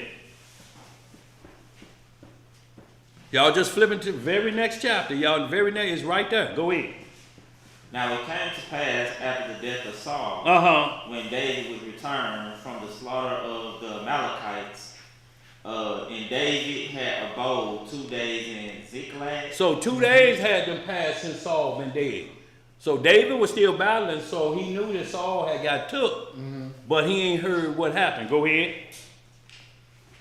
It came even to pass on the 3rd day. How many days? The 3rd day. That behold, a man came out of the camp from Saul with his clothes rent, and earth upon his head. And so it was when he came to David that he fell to the earth and did obeisance. So yeah, you're right. Same thing. or bow to him, so to speak. Just show honor to the king. Now he got dirt on his head, and he dirty like he been really in a scrap. Right. He had to fight for his life. Go ahead, what else to say? Verse 3, and David said unto him, from whence comest thou? And he said unto him, out of the camp of Israel I am escaped. And David said unto him, how went the matter? I pray thee, tell me. And he answered, that the people are fled from the battle, and many of the people also are fallen and dead. And Saul and Jonathan his son are dead also. Oh. And David said unto the young man that told him, how knowest thou that Saul and Jonathan his son be dead? What the question he asked him go again? How do you know this? How you know? Yeah, did you read 1 Samuel? Did you read 1 Samuel? You understand? Right. David is asking a question. Go ahead. What did he say? The next verse? Verse 6. Yeah. And the young man that told him said, as I happened by chance. I just happened to be walking by the wall. Go ahead, yeah. As I happened by chance upon Mount Gilboa, behold, Saul leaned upon his spear. Okay, now Saul had a sword at first, and this is saying he leaning upon his spear. Right. But an armor bearer carry your spears for you.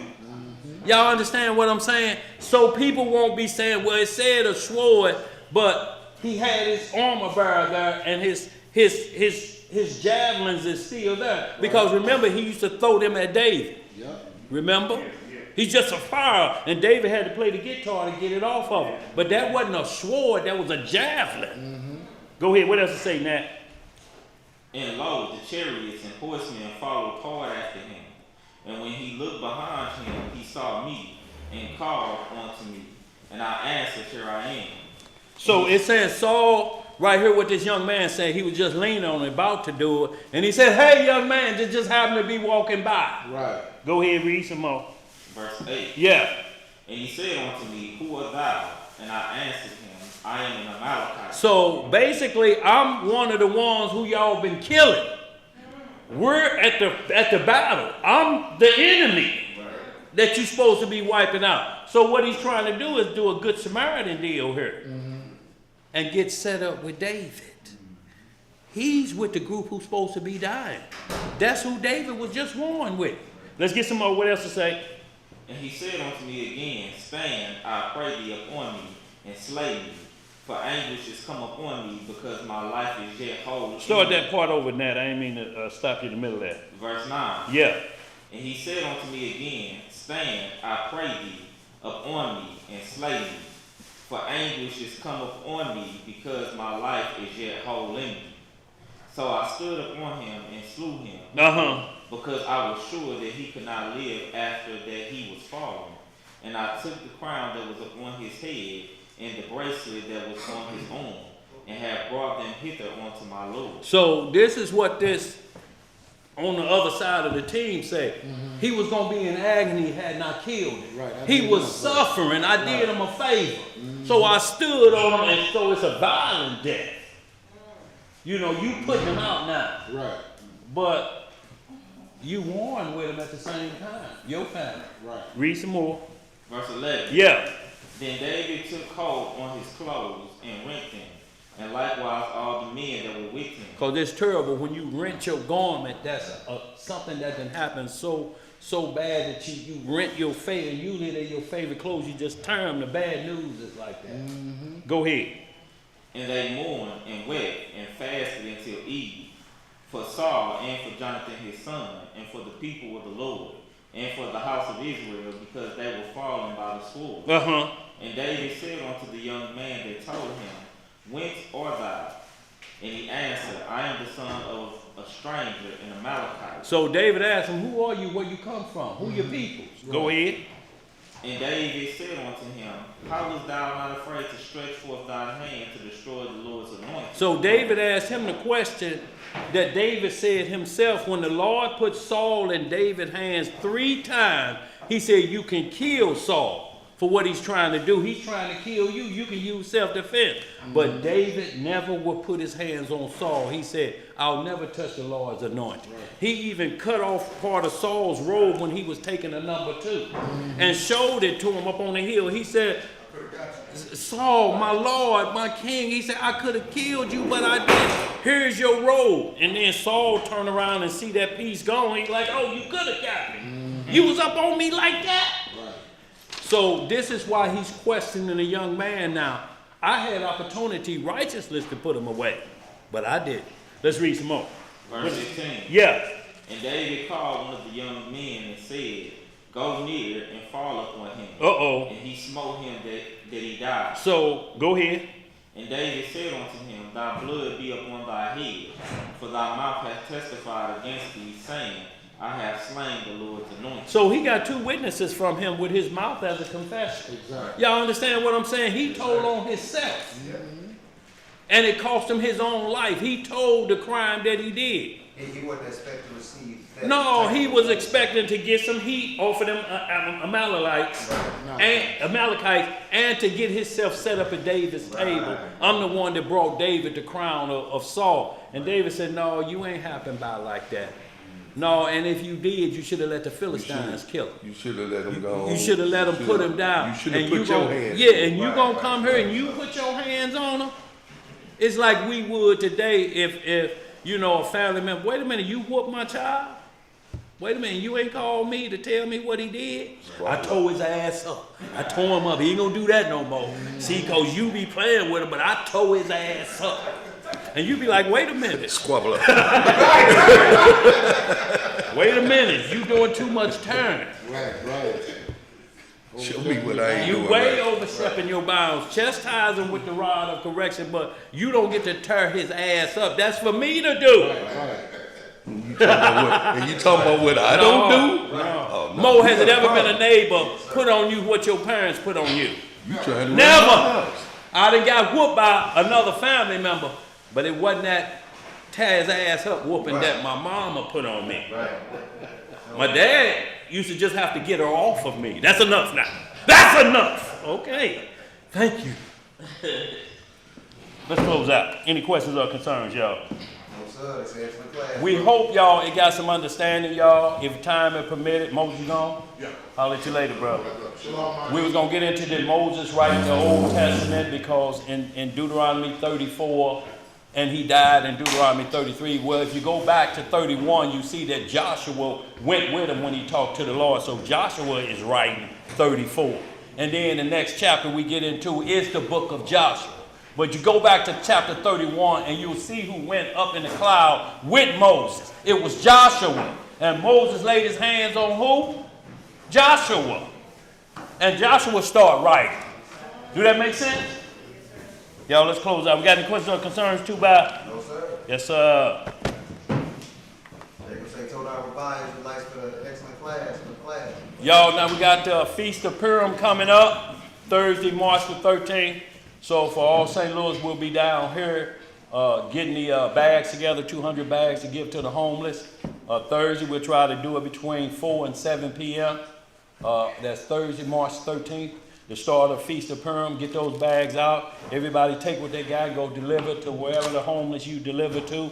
Or if you don't come down here, the scripts say also just have a meal. Invite the less fortunate, you know, and say if you don't trust less fortunate in your house, take them out to eat. You understand what I'm saying? Go somewhere where y'all can sit down and eat and just show that love for the poor, what you have, what you always. So that's the 13th. And then Saturday, April the 12th, technically almost 50-some days later, y'all, is the Passover. Passover is set. The location is set. So Sister Naomi sent out the listing that if you're coming from out of town, there's contact numbers, and y'all know how we do. Just let us know ahead of time so we can prep and be prepared and have enough food. We can't have you traveling from out of town and then you number 30 in line, and then somebody look back and say, they ain't got nothing left. You want my cookie? That's going to be a problem. Yeah, you know, and then, you know, we can't be one sandwich short of a picnic. Because somebody going to have to break off a corner, ain't they? Let's close it out, y'all. All right, family. We're going to get this closing prayer. And let me say this too. All the feast days are on Mr. Hebrew 1 calendar. Go to appointed days. It lists them from Purim to the Feast of Dedication. Go ahead, bro. I'm sorry. It is with the Most High's permission, and it's in the name of his only beloved and begotten Son, Yes, sir.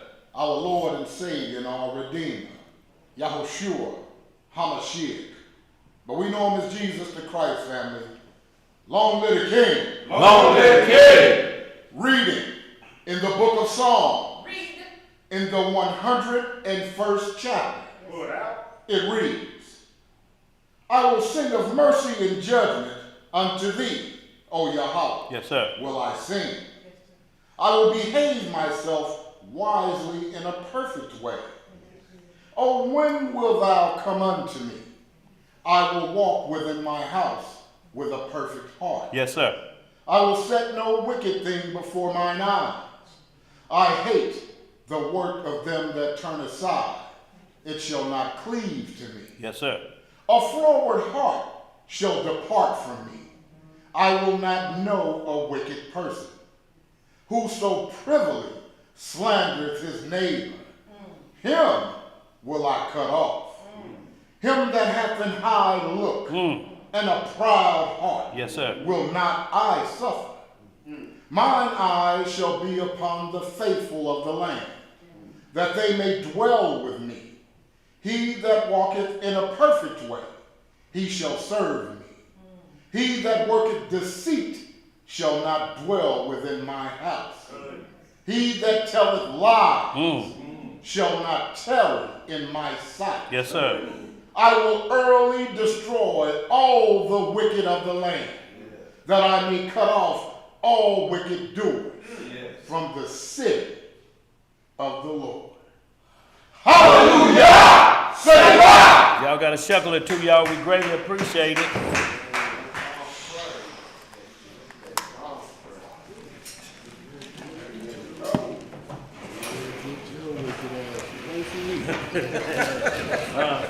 Just as long as